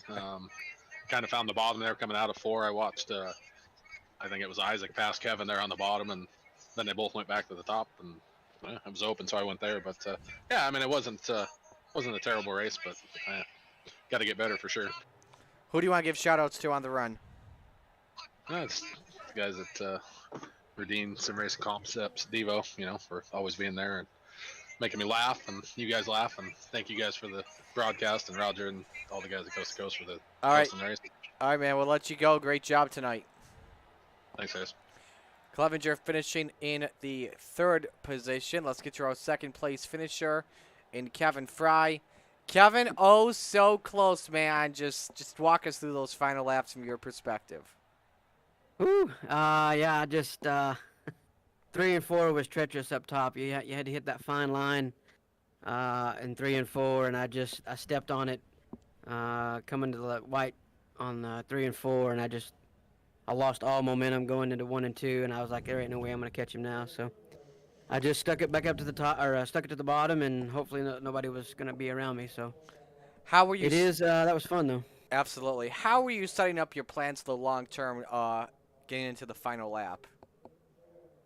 I was just biding my time, hitting my marks, making sure that 1 and 2 was really dominant on the bottom, coming across the track. I was just hoping that nobody was already on the bottom when I was already committed going to the bottom. So I was just, watching beside me, and hopefully that nobody was already there to make a move. So it held out pretty good. So I was pretty happy with the performance.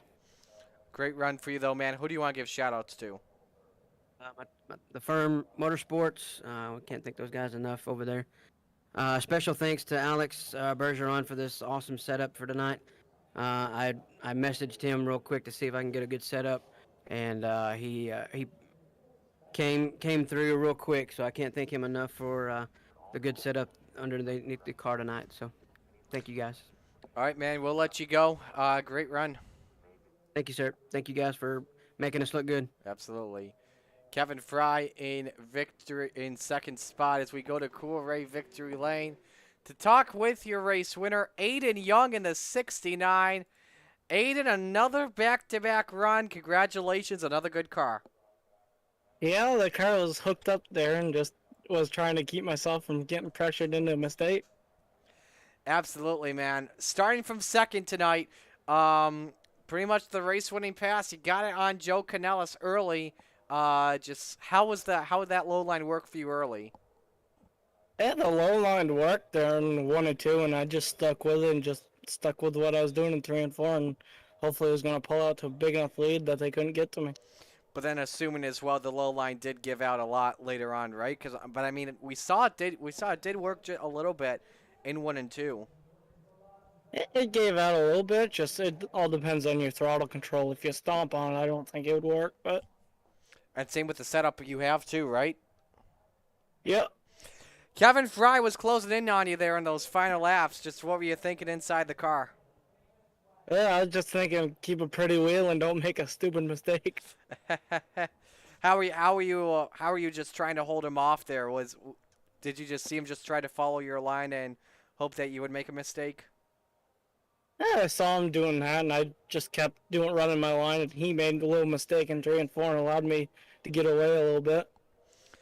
Well, who do you want to give shout-outs to on this run? I got to give Gambler Motorsports a thank you as always, you for broadcasting the whole C2C league, and obviously Kool-Ray for being on the car each week, Young Gun Creations, and obviously my family for letting me do this. Another great run for you, man. Congrats. Hopefully we'll see you in the Renegades in a bit. Thank you. Aiden Young taking the win here tonight. He's in Cool Ray victory lane. So your official results look like this. Aiden Young with the win. Kevin Fry second. Jack Clevenger third.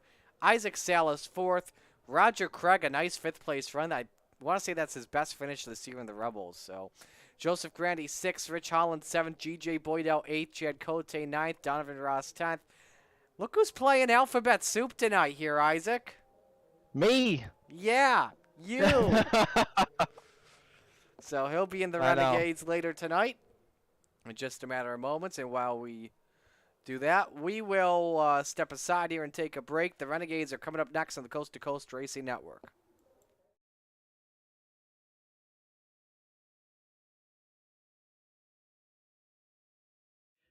Good day, everyone. Today I wanted to talk about Movember. So Movember was started in 2003 in Australia and has become worldwide. For those unfamiliar, Movember is all about awareness of health issues for men. So a lot of men grow mustaches in Movember. That's where the name came from. And just so you know, I plan on celebrating Movember by having my prostate hocked out. So first of all, the prognosis is good because of early detection. So, and as a result of that, I have decided to declare myself the Coast to Coast Racing League Movember poster child for 2022. On a more serious note here, you know, the average age of our league is 41. So if you're on the top side of that, you need to get tested regularly. I'm talking PSA tests, the rubber glove, 2 seconds of discomfort for maybe a lifetime of living. Also, colonoscopies, every 5 or 10 years or whatever your doctor recommends, but you need to get those done. So just reminding everybody, it's something men aren't comfortable talking about or doing. Everybody thinks they're a tough guy. Let's go out and get tested for the sake of yourself, but more importantly, for the sake of your family. And, as they say, the life you save may be your own. So we're all in this together, guys. Reach out. You can reach out to me, or more importantly, reach out to your doctor. And in closing, I just want to, I want to know if Marty Sakala is going to grow a mustache for Movember.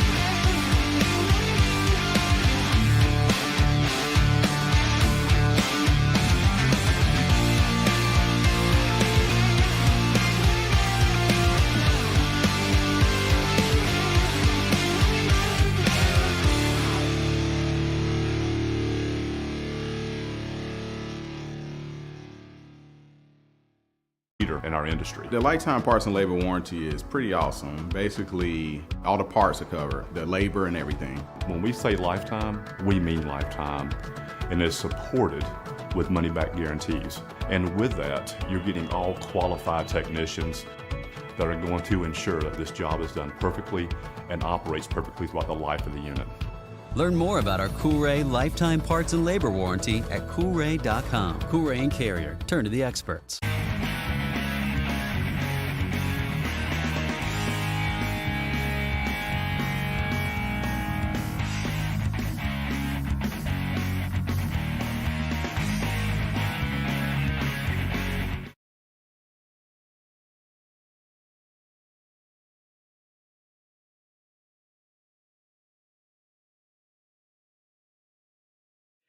Good day, everyone. Today I wanted to talk about Movember. So Movember was started in 2003 in Australia and has become worldwide. For those unfamiliar, Movember is all about awareness of health issues for men. So a lot of men grow mustaches in Movember. That's where the name came from. And just so you know, I plan on celebrating Movember by having my prostate hocked out. So first of all, the prognosis is good because of early detection. So, and as a result of that, I have decided to declare myself the Coast to Coast Racing League Movember poster child for 2022. On a more serious note here, you know, the average age of our league is 41. So if you're on the top side of that, you need to get tested regularly. I'm talking PSA tests, the rubber glove, 2 seconds of discomfort for maybe a lifetime of living. Also, colonoscopies, every 5 or 10 years or whatever your doctor recommends, but you need to get those done. So just reminding everybody, it's something men aren't comfortable talking about or doing. Everybody thinks they're a tough guy. Let's go out and get tested for the sake of yourself, but more importantly, for the sake of your family. And, as they say, the life you save may be your own. So we're all in this together, guys. Reach out. You can reach out to me, or more importantly, reach out to your doctor. And in closing, I just want to, I want to know if Marty Sakala is going to grow a mustache for Movember.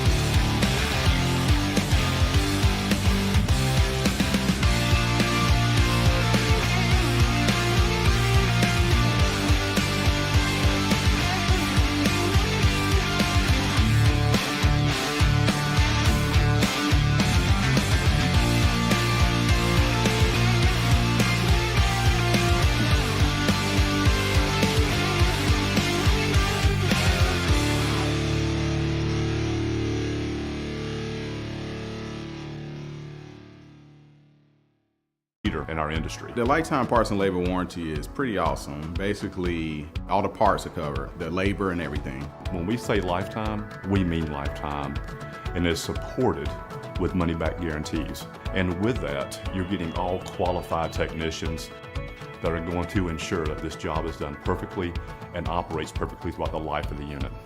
Learn more about our Coolray lifetime parts and labor warranty at Coolray.com. Coolray and Carrier. Turn to the experts. We welcome you back to the Coast to Coast Racing League and the Coast to Coast Racing Network. Our Renegades are about to take shape, brought to you by Dylan Westbrook Racing. Marty Sakala here with you alongside Isaac Salas, and glad you could join us for Monday Night Madness. We are just a couple of moments away from getting things going here with the Renegades division. The session should begin for qualifying any moment. Let's give you the schedule while we're at it for what's coming up here next week on the Coast to Coast Racing Network. Tomorrow night on Topside Tuesday, brought to you by Gambler Motorsports, we've got wingless 360s at Port Royal, 410s at Lanier, and pickup trucks at Talladega. Wednesday night is the Hometown Heroes, brought to you by Cool Ray. We've got 305s, 360s, and a small block, big block challenge at Lucas Oil. Thursday night Thunder at Knoxville Raceway for the UMPs, 358s and Pro Late models, and then the Xfinity Series will race at Talladega. Friday night lights at Lucas Oil with the 358s, Crate Lights, and 305s. Monday night next week for us, we are at Port Royal, so don't miss out at 7 p.m. on the Coast to Coast Racing Network. Renegades are underway, and the first qualifying session is out on the racetrack. First guy on the racetrack is Roger Craig in the 747. Coming off a top 5 run. Great run for Roger, by the way, in the Rebels division.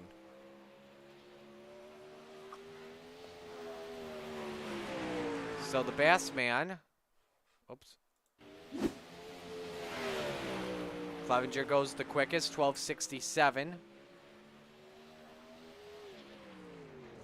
And Roger is on the track 8th quick.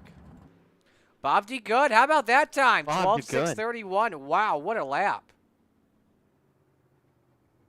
Quick time for Shreves. Lacey. They're all flying in, folks. 12:574 for low line. Great lap for Brennan. Barry Goldner, 12th quick on the track at the moment.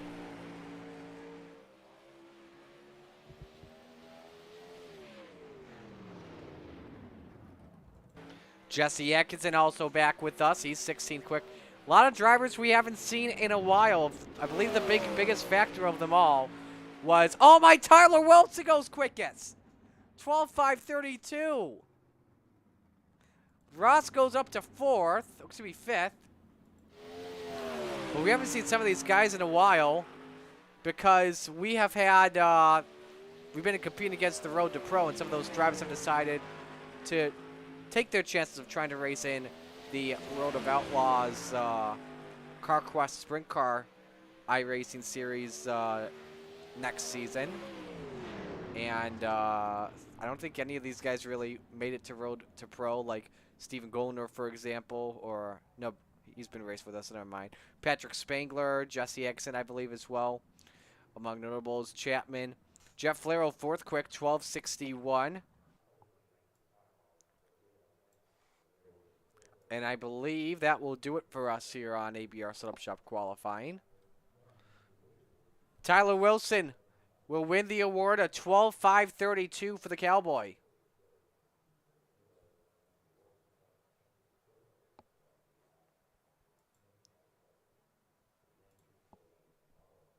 I believe the closest person we had was actually Blake Chapman. Nice. That's a good lap. Yeah. No. I'm talking yeah, that's right, to make the Pro Series there. You're right. Yeah, Blake was the closest. The salesman. So 4 heats, I believe we will have here.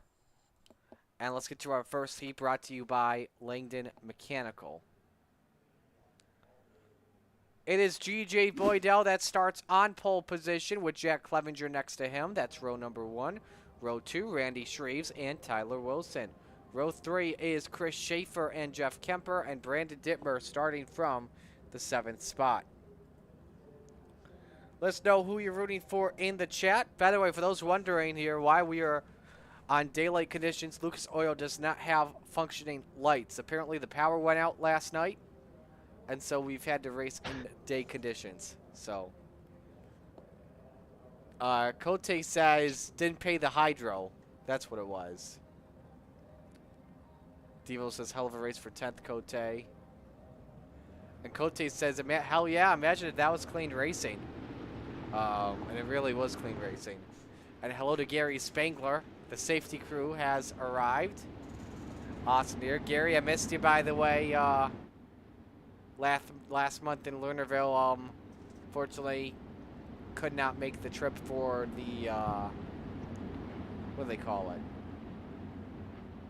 In October during Lernerville weekend. The Steel City Stampede. At least I made it to the Firecracker, the biggest week of the year there, so. Top 4 transfer. Everyone else goes down to the last chance qualifier. Tell your friends to come on in. Tell your family to come on in to the Coast to Coast Racing Network and tune into this one. We've got a good one around the corner.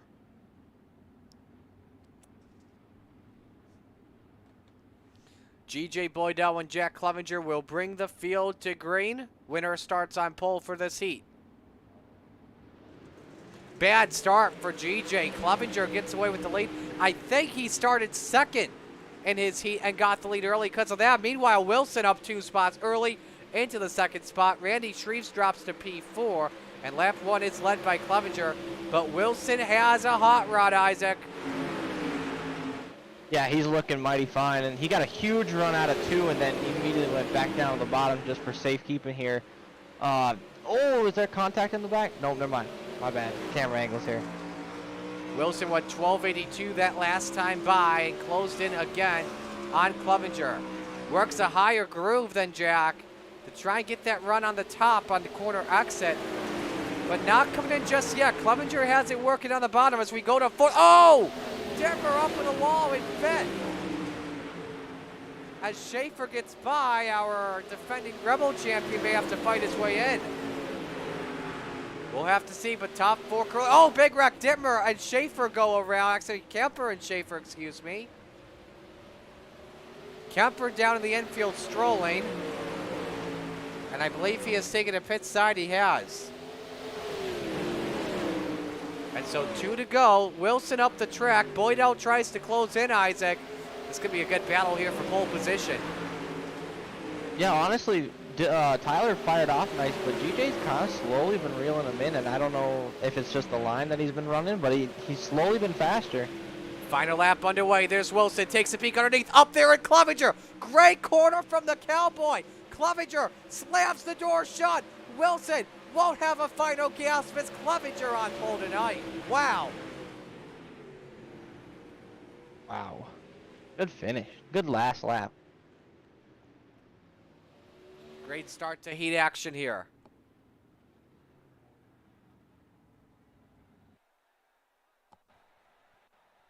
And now it's time for Heat 2, brought to you by Magnum Race Design.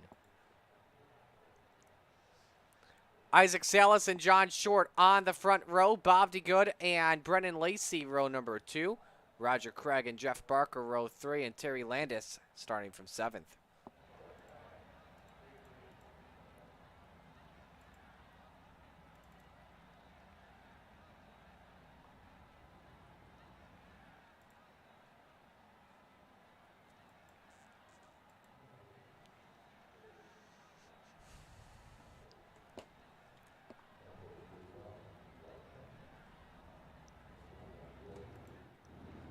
Fielded's rolling off the 2 pace laps.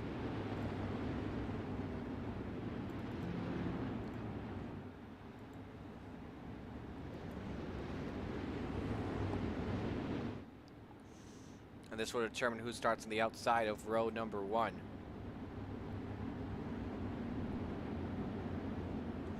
Gary had some good food at Griddle 27. I don't know where that is. I'll have to keep that in mind.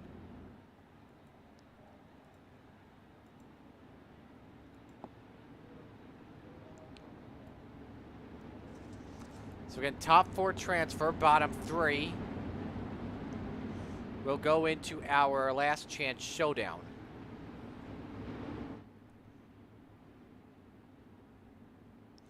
A stacked heat we've got here. Short, Salas, Lacey, Landis. We're in for a treat here in heat race number 2.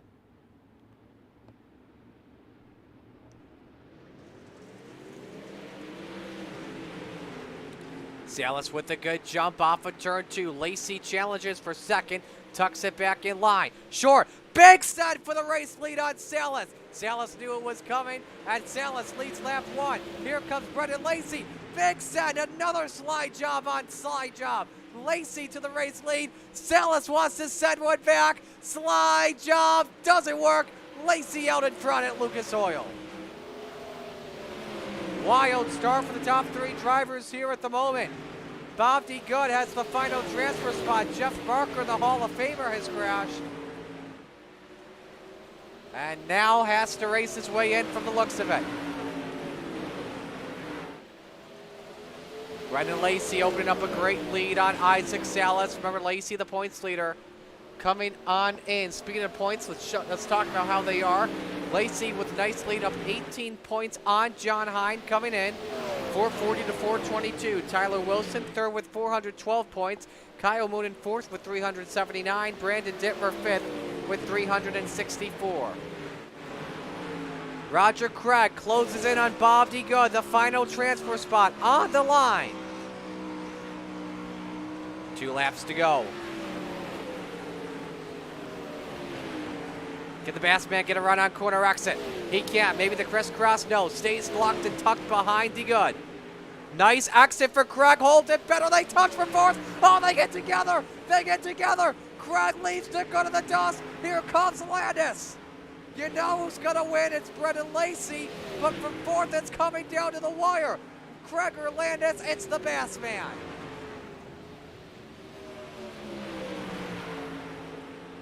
Landis, D. Good, and Barker will have to race their way in.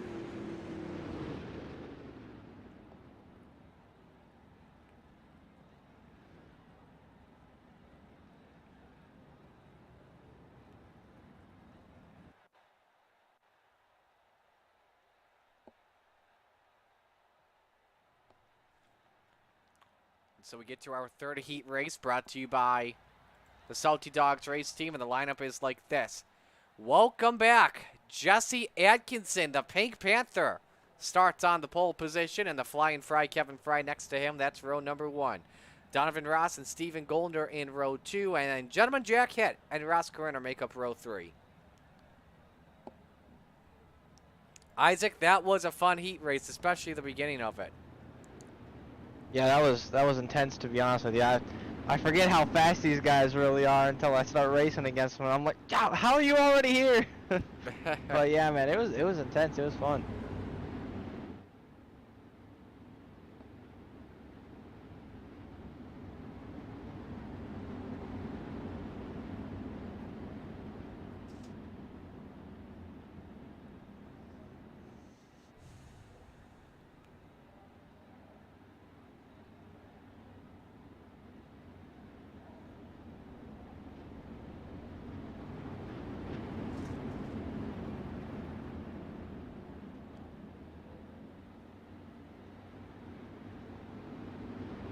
We have 4 heats tonight.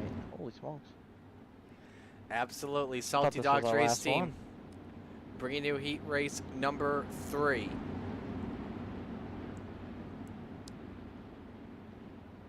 Are we chasing dog bones today? I believe we are in this heat we're as green well. flag. Green flag is out. Oh, that's tight off at turn 2. Just about 3 wide for the second spot. It's Atkinson and Fry. Drag race entering turn 3. Oh my! Bad slider from Atkinson. The entire field is involved. First one through is Ross Coretta. Wow. What the hell? That's all I got. That's another shark head moment for you. Stephen Goldner second, Ross is third, and Jack Hitt is fourth. The front row will have to race their way in. Wow. And we've got I wouldn't count out Goldner here still. Yeah, we've got a good battle for the race lead between the boss and Goldner. Jack Hitt, quickest car on the track at a 13:05.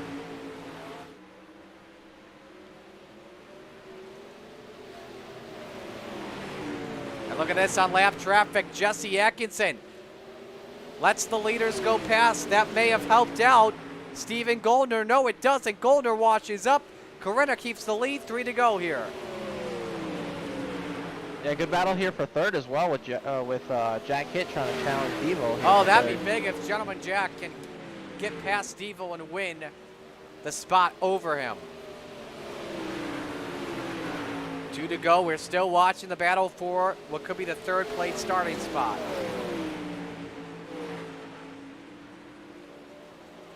White is out, final lap.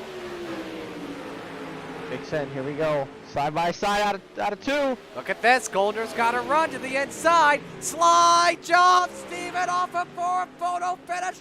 Corinna gets it by 700ths. Right there, folks.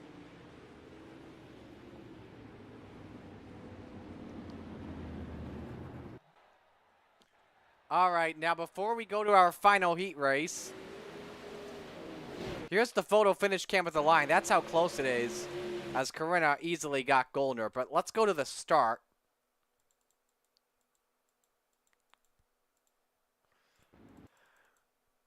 It was just a bad slider from Atkinson and pretty much collects everyone except for Corinna.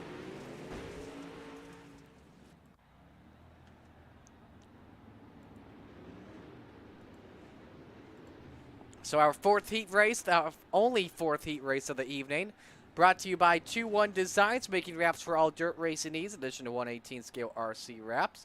Like them on Facebook at 2-1 Designs. John Hine and Chad Cote make up row number 1. Patrick Spangler and Jeff Flero row 2. Barry Goldner and Kyle Moonen in the final row. Another good heat around the corner here.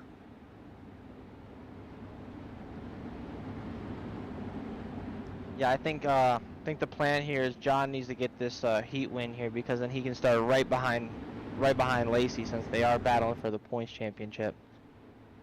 But there's some fast guys in here: Cote, Spangler, Flero, and you can't even count out Barry Goldner or Kyle Moonen. This is stacked. Absolutely. Winner starts on the outside of row 2. Hine and Cote will bring us to the green flag.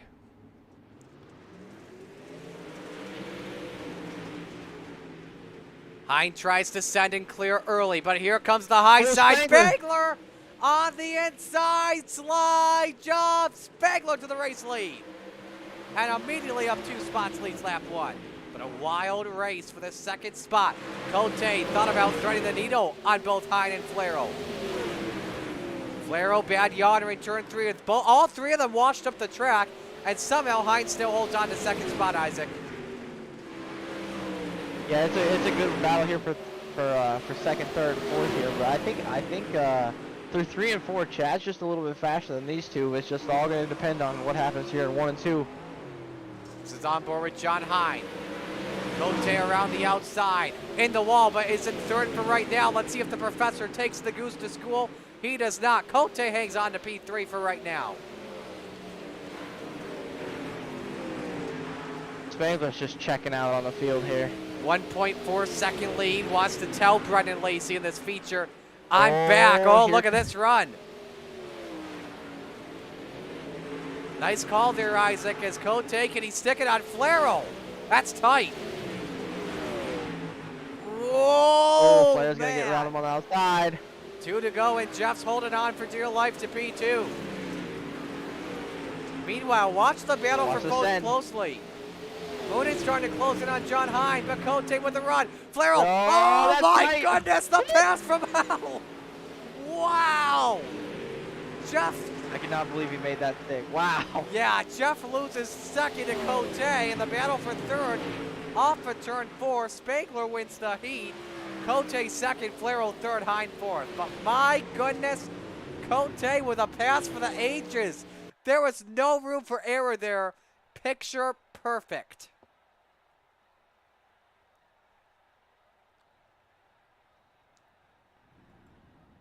And now it is B-Main time, brought to you by Gambler Motorsports.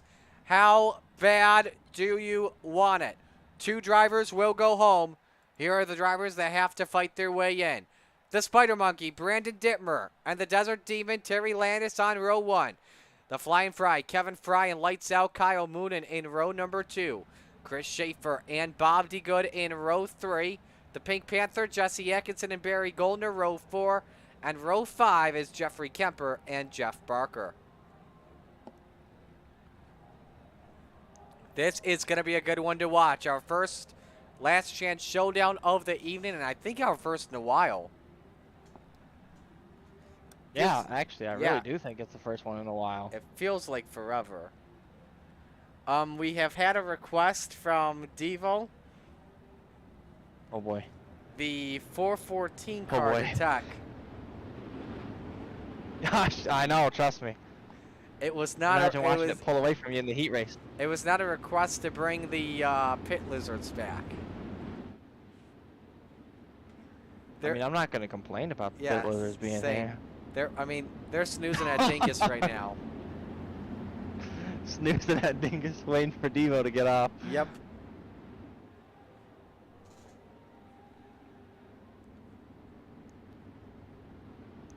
So we will have a full field of 24 tonight. But we just need 8 more to close it. Steve King Foundation Pace Truck in the pits. There you see from the drone the field of 10. 10 laps, how bad do you want it? After the first lap, we're going to focus on the driver that has the final transfer spot in 8th. Currently, that's Barry Goldner. Here we go for green.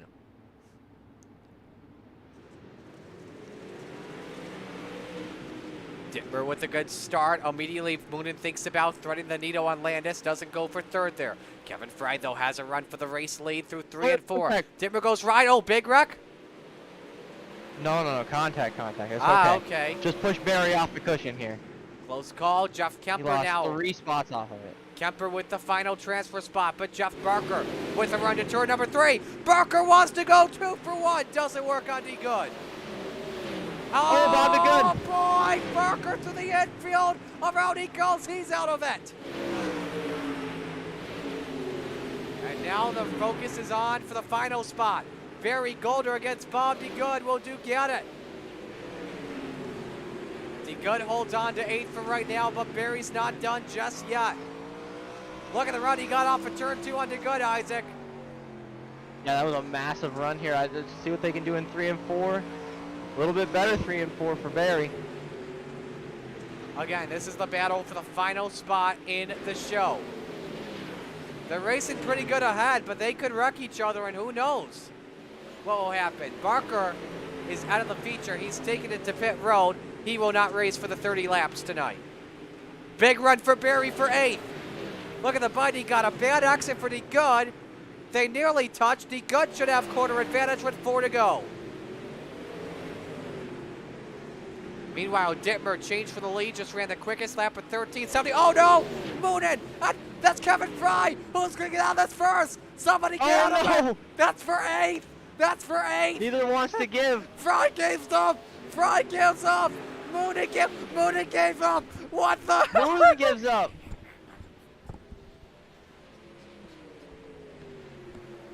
They both Moonen were will like, be I out of here. quit. Who's gonna make it in is the question. It's showing Fry. I have Fry on my end too.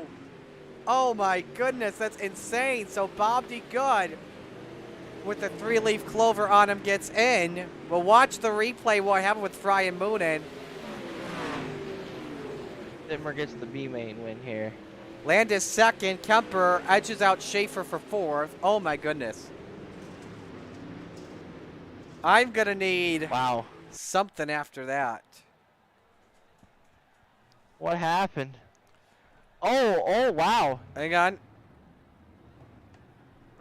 We'll look at the replay in just a moment. Gotta do something real quick. Gotta do the business. No worries. That's just unfortunate. Whenever you get to watch it, tell me. All right. Got to show this through iRacing and not through our normal thing. Here we go. This was a battle for second. Landis clears. Fry caught the wall down to Moonen. And they immediately hooked. And nobody could back away from it. Right here. Wow. That's all good. That's all good. Kyle should just move away with it. But then Kyle decides, I'm just going to park it. You got to have that lap secure. Kyle gave up right there. I can't believe it, too. So Kyle just went lights out and said, I'm done. So Kevin Fry now with a 3-leaf clover. Yeah. Yeah, wow. Bob DeGood and Kevin Fry are sharing a 3-leaf clover right now. They'll probably be sharing a pint of Guinness later tonight. Pairing up Hit Lizard. No. All right, we need some exciting wrecks. See what happens in the next 90 seconds.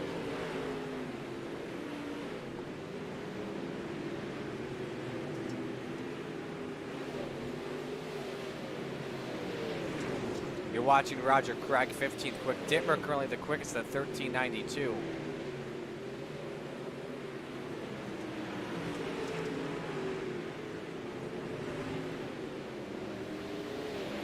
I want to join. Oh, that's hit into Craig. Ooh, almost got blasted.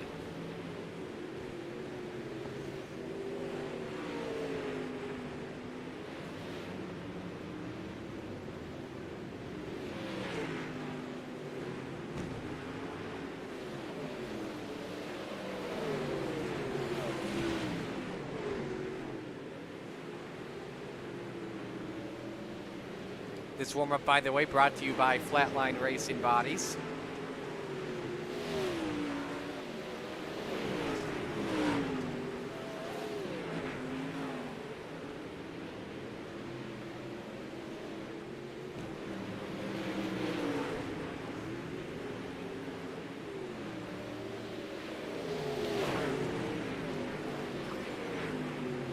And the checkers are out. Dittmer at the quickest. Well, ladies and gentlemen, on behalf of Coolray, the Coast to Coast Racing League, the Osh Weekend Speedway, and all the fine drivers and sponsors, we thank you for choosing to spend your Monday night with us. It's now time to meet the field of 24, ready to take the green for 30 laps at Lucas Oil Speedway. Ladies and gentlemen, here is the Super Dirt Car Series starting lineup. On the front row tonight is Jack Clevenger in the 78 and low-line Brennan Lacey in the 414. Row 2, it's the boss, Ross Carina in the 010, and the high side banger, Patrick Spangler in the 39. Row 3, the cowboy, Tyler Wilson in the 42, and slide job, Isaac Salas in the 5. Row 4, Stephen Goldner in the 30, and the goose, Chad Cote in the 11. Rounding out the top 10 tonight, G.J. Boydell in the 014, and Shorty John Short in the 51. Row 6 is Steve-O, Donovan Ross in the 5, and Jeff Valero in the 200. Row 7, Randy Shreves in the 56, and the Bassman Roger Craig in the 747. Row 8, Gentleman Jack Hitt in the 217, and the Professor John Hine in the 71. Row 9, it's the Spider Monkey, Brandon Dittmer in the 83, and the Desert Demon, Terry Landis in the 61. Row 10, Jesse Atkinson in the 127, and Jeff Kemper in the 181. Row 11 is Chris Schaefer in the 23 and Barry Goldner in the 36. Rounding out the field tonight is Bob DeGood in the 7 and the Flying Fry, Kevin Fry, in the 21.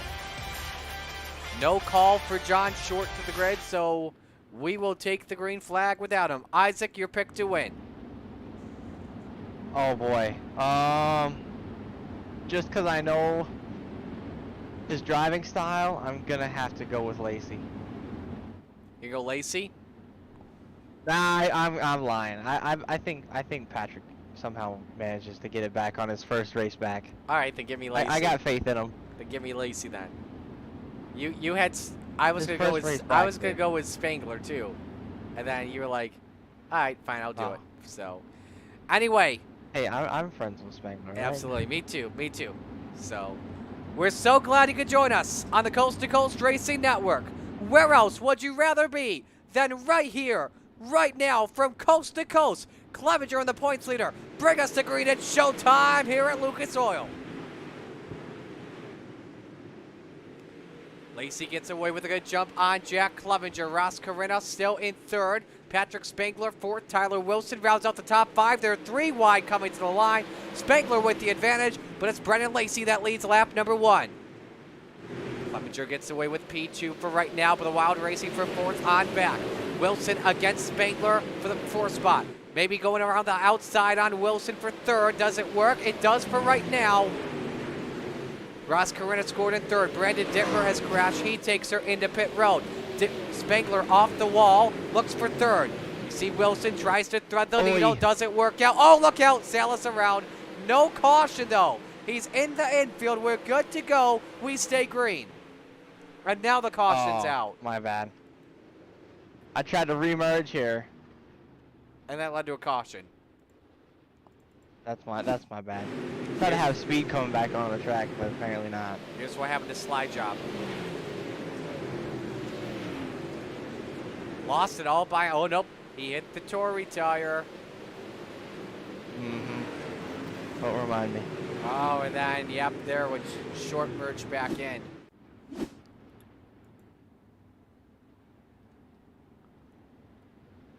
Short was hoping on a caution flag to come out on lap number 1, and because of that, he is trapped a lap down or 2. Isaac, I'll give it to you. Nice try. Thanks, I appreciate it.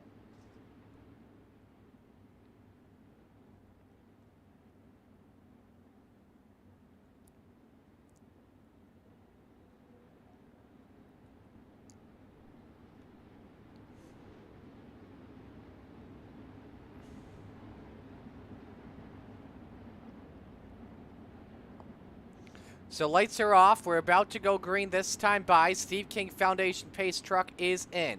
Brennan Lacey leads, has the fastest lap, 14.15. Jack Clevenger second. Ross Corinna third. Patrick Spangler fourth. Stephen Goldner round out the top 5.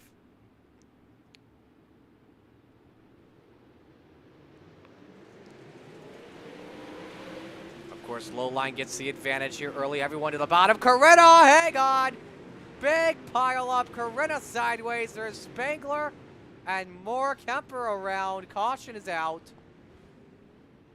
And we got more, even after the bell. Extracurricular activity, Landis and Short.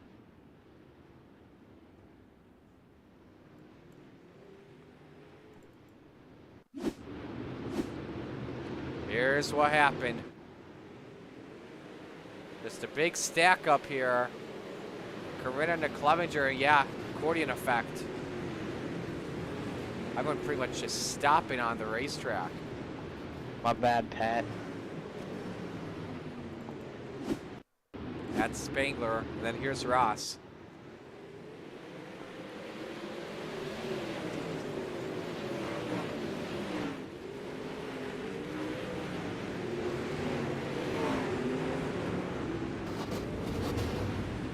Well, for the first time tonight, we created a Waffle House in turn 2 because they're scattered, smothered, and covered over there.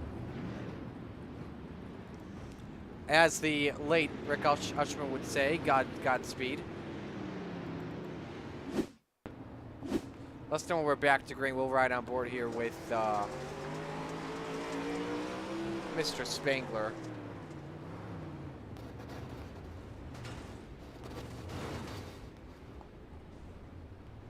Let's go Stephen Goldner.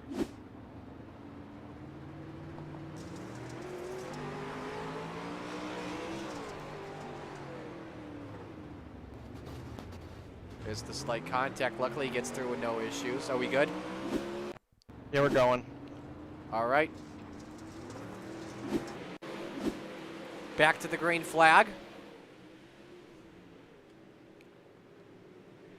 Lacey holding serve with a race lead, but look at the racing for third spot. Donovan Ross goes after Stephen Goldner for third, but caution is out. Jack Hitt has taken her to the pits. We'll see what happened. And we are hearing Brandon Dittmer is also involved.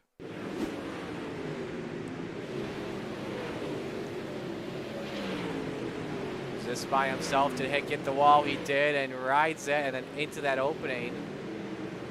Just tips on his side, and you see Dittmer just comes to a stop.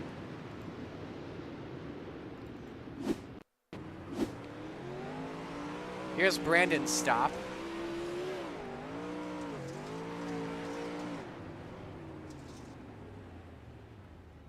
Nice job to put the car in a brake, and I'm glad he used the brake on the slicks, on the cushion. If he does on the slick part, that's not going to come out too well. Jack just too far up top and rode the wall.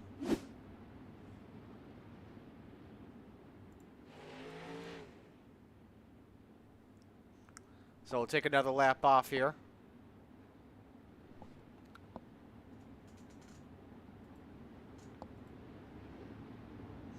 Don't forget, next week for Monday Night Madness, we are going to the Speed Palace, Port Royal. You don't want to miss that at all, folks. Start time 7 p.m. on the Coast to Coast Racing Network.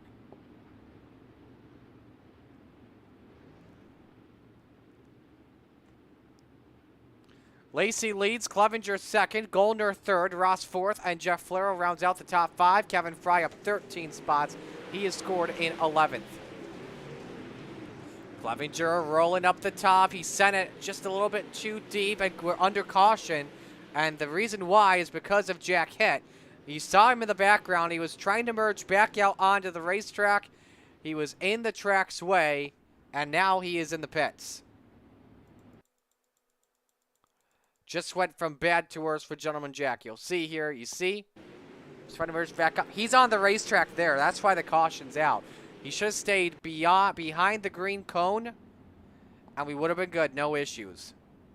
So because of that, we have to go slow on the track once again. Chicken and Isaac, who's in 17th. How's the recovery after the spin? It could be better. Could be in the top 10, but Okay. did it to myself here.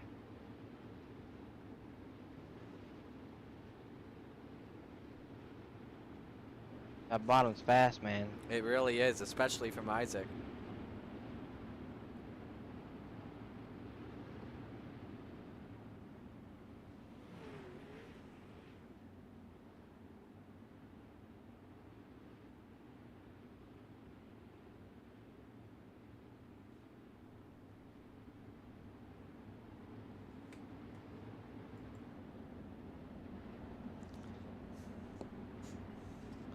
Lights are off as we go back to the green flag. Lacey leads, Clevenger second, Goldner third, Ross fourth, and Flero rounds out the top 5.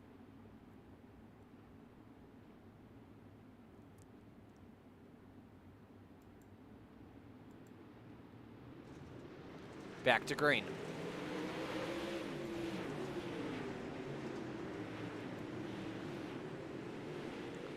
Everyone holding serve for right now at the moment.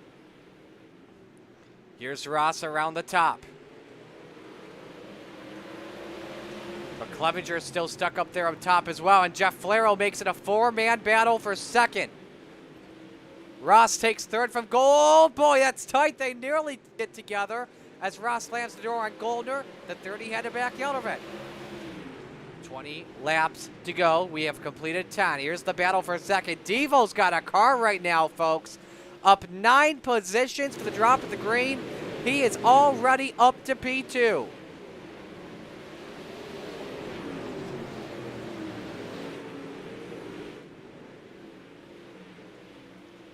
Clevenger holds on to the 3rd spot. Goldner find a tough car right now, and Clevenger wants to take it back, and he does. And now Flero goes after for 4th. The thing is, Goldner's having a tough time at the bottom, and the Vanderbilt race team, they're known for setups on the bottom. That's how good they are, but it's just not coming to Steven at the moment. You got Boydell, meanwhile, battling with Randy Shreves. That's for 6th. As Boydell's hanging on for dear life. Shreves goes on the top. Can he drive it right off the corner? He can't put the power down. Now to Flero as they nearly come to blows off of 4.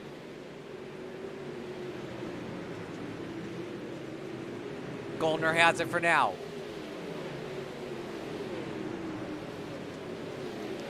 But still that race for 6 between Shreves and Boydell.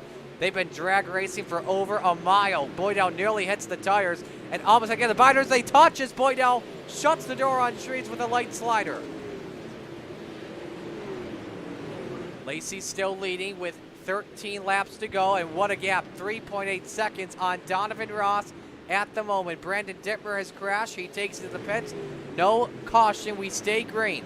Here's the race for second. Clevenger tries to fight back on Ross. Not working at the moment. Let's go to the top 10. Kevin Fry against Chad Cote. Isaac has crashed and caution. That was me. I right when I heard the, like, okay, what's gonna happen? My bad. My bad.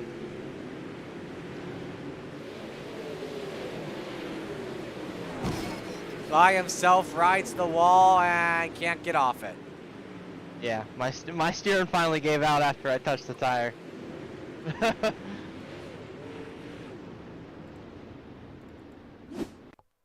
That's okay. I'll be a spectator. I'm not worried.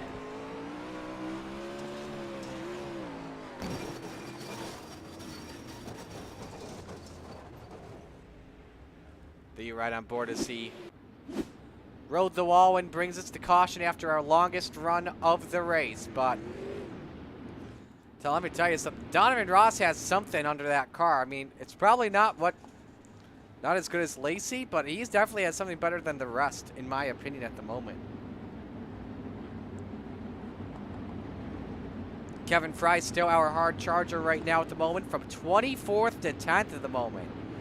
Great run for the driver of the 21.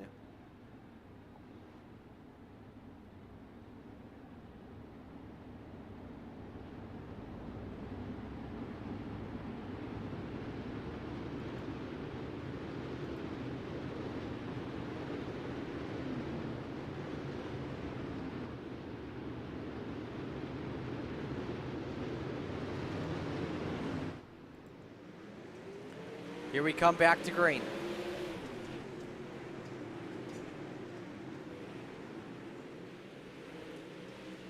Lacey holds Clevenger down to the bottom. Goldner wants third on Clevenger. Doesn't work. 10 laps to go. Oh, Boydell loose entering turn 1, and here comes the professor. 3 wide nearly for position number 6. Boydell a tough time, struggling on the bottom as Hine goes 2 for 1 in the corner. Not yet. Boydell still sideways right in front of Randy Shreves. This is some good stuff down the back. Oh! I thought for a moment Boydell was going around. He almost got hooked off of Shreves. And a battle for third. Here comes Stephen Goldner. Oh boy, almost touches there on Devo. It was Clevenger and he fades back. Goldner tries to fight back for second. Flero sends it for fourth. 7 laps to go. Amazing racing. Brendan Lacey has no idea what he's missing at the moment. Shreves now top shelf up in the wall. Looks for 7th on G.J. Boydell. Roger Craig tries to get into this equation too. Same with Cote, same with Axton. My goodness. This is amazing. Caution is out with 5 to go. John Short. And I think we can take a breather here because good golly, Miss Molly, that was insane. Is there contact with Schaefer, contact with Landis? Caught the berm and then caught the Tory tire.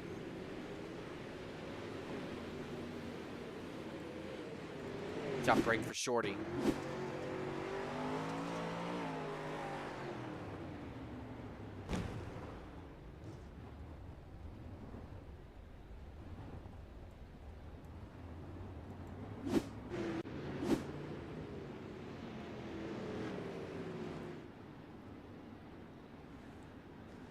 So a 4-lap shootout coming down to the wire. Isaac, I believe you're watching from the pits. I just don't think that anyone has anything for Brennan. No, I think he honestly might be using his brake or something, because he's just rolling that bottom just absolutely amazing right now. It's incredible to watch.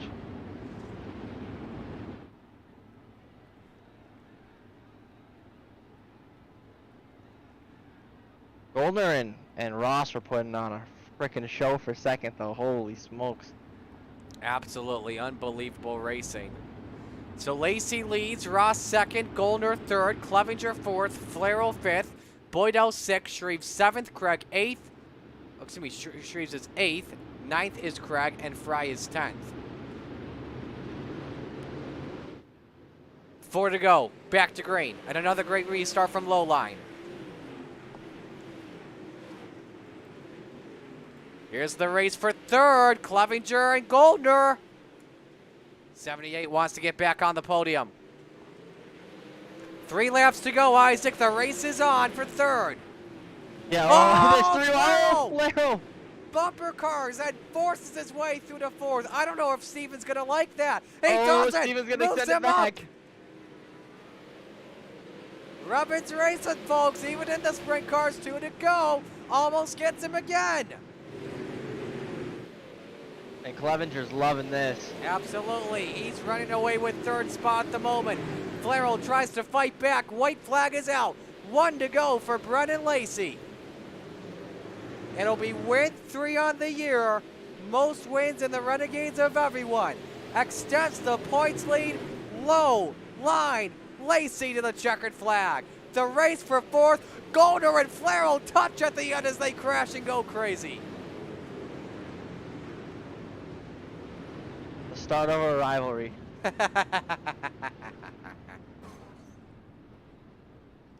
Kevin Fry is 9th from 24th to 9th. That should be mug-worthy, folks.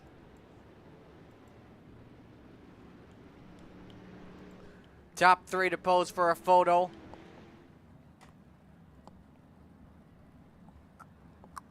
Ross is still thinking the 4-car should go to Tech.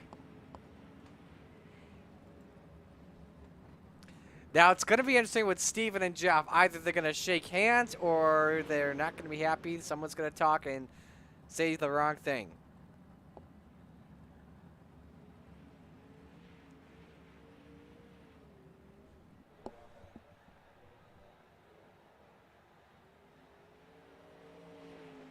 I'm looking for an Austin Hill, Myatt Snyder moment.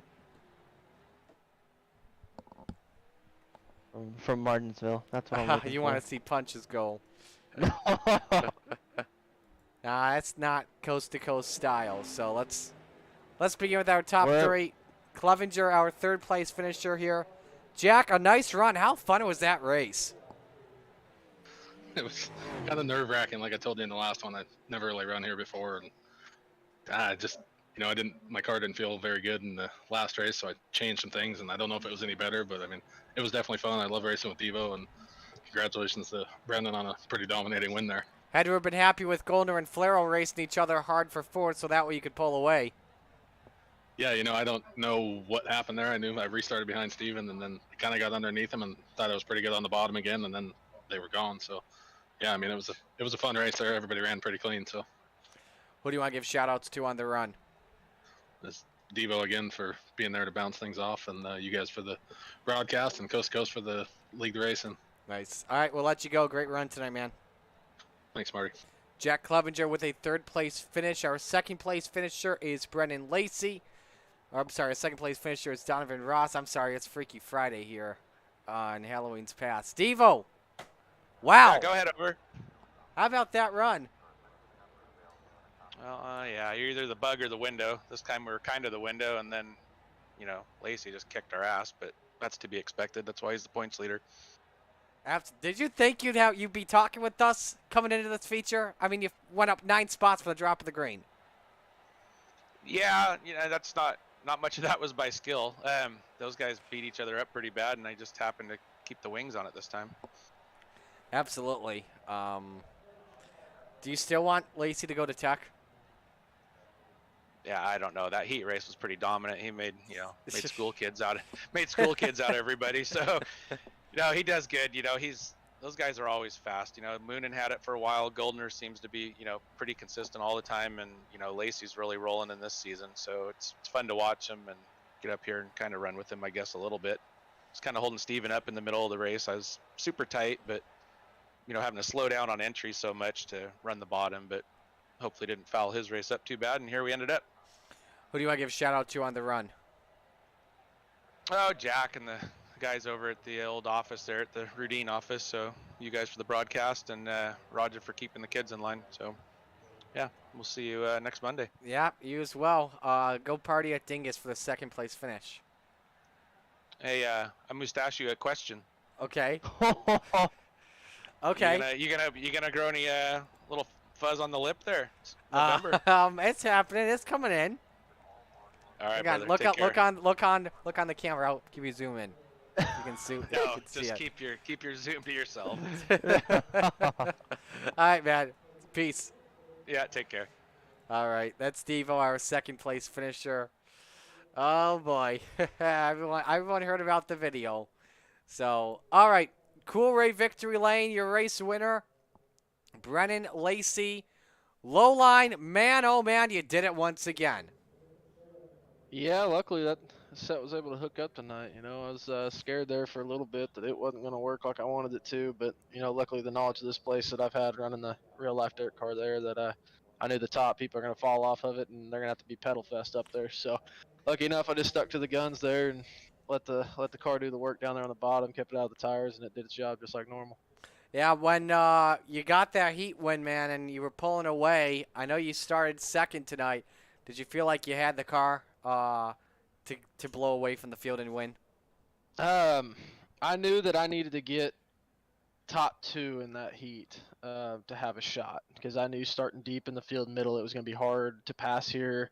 I've seen it multiple times watching people race it there. When I raced it, it's hard to pass on this track if there's not two grooves. If it's one groove, it's hard to pass. So I knew going in the heat, hey, I need to get either first or second in this and set myself in at least a decent spot to have a shot, at least starting in the top 5, top 6 to have a shot to get down there. Lucky enough starting second, and then stuck it in the middle there, pulled the wing all the way to the trunk to make sure it would stick in the middle on the start, and lucky enough was get to the bottom in 3 and just set sail.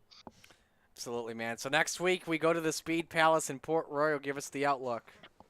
Never ran a race there. Bought it and never ran a race. I think maybe in a 360 non-wing. So we'll see. We'll see how that's gonna go. But I have a good feeling that you're gonna see me on the fence there, just because of how the design of that track is. But you never know. We'll have to see what comes in next week and see if the setup's gonna work or if the driver's even gonna work next week. But yeah, looking forward to it. I think it's gonna be a fun little mixture for these guys and this adding it to the schedule this season. Who do you want to give shout-outs to? Big shout out to Bandy Built, as always. Goldner for telling me just to stick with the setup like usual. And then big shout out to Jesse Bandy too for coming in and helping me spot tonight, just letting me stay smooth down there on the tires, keeping it out of trouble. That's a big help as well. Big shout out to Ross over at Velocity Race Design, making the cars fantastic as always. And glad I was able to come back up here and talk with you guys for doing such a great job up here. So I really appreciate that as well. Absolutely. Great job, man. Congratulations. And Devo says you need to go to TAC. Thank you, sir. Absolutely. Congrats, man. Brennan Lacey taking home the win as he celebrates in Cool Ray Victory Lane. Cool Ray's goal is to make sure that race tradition of 100% customer satisfaction lives on today. Cool Ray is proud of their reputation of providing excellent service to homeowners and businesses in Georgia. Their mission is to continue to build long-lasting relationships with their customers through their winning spirit and commitment to 100% satisfaction guaranteed. Here are your results here from it tonight. Brendan Lacey with the win. Donovan Ross second. Jack Clevenger third. Stephen Goldner with a nice fourth place run for him tonight. And Jeff Flero fifth after the hard racing there for fourth at the end. John Hines sixth. Randy Shreve seventh. G.J. Boydell eighth. Kevin Fry ninth. And Jesse Exton rounds out the top 10 in his return. Nice run for the Pink Panther here tonight. I'll show you the rest of the field here from 21st to 24th. Tough races for John Short, Isaac Salas, Brandon Dittmer, and Jack Hitt tonight. All right, everyone. It's time once again for the cutest segment in the Coast to Coast Racing League. It's buddy time. Dean, He misses you, man. You've been gone for 2 dang weeks. I know. What the He heck? wants to see you ASAP. Come on, man. He has to deal with, what, 50-degree weather or so while you're in the 80-degree weather? So I don't know, but, yeah. So, with that being said, we'll sign off here on tonight and move forward to the next race coming on up at Port Royal. Oh, man. I'm looking forward to this one. I watched in real life during Super Dirt Week weekend. That was amazing to watch. I think we're in for a great treat coming up next week. Yeah, I'm nervous, but I've been fortunate enough to run that track quite a bit, and man, when the racing's good, the racing is great. It really is. I'm ecstatic to race there. I know with I believe it was UMPs, it was kind of one line, but I mean that's with UMPs. So with sprints, I'm pretty excited. I think we can manage to have multiple lines on that track, and I think there's gonna be some massive sliders getting thrown in there. So that's pretty exciting to think about too. We're in for a treat next week, that's for sure. So we'll see you next week at Port Royal, and we will log off here for tonight. On behalf of everyone at the Coast to Coast Racing League, Cool Ray, Oshweekend Speedway, all the fine drivers and sponsors, our admins, Roger Craig and Preston Cranmer. On behalf of Isaac Salas, Marty Sakala, signing off here for tonight. Congratulations to your race winners. Brennan Lacey gets it done in the Renegades, Aiden Young in the Rebels, and in the Raiders, Isaac Salas. Appreciate you all joining us tonight. So long, everyone.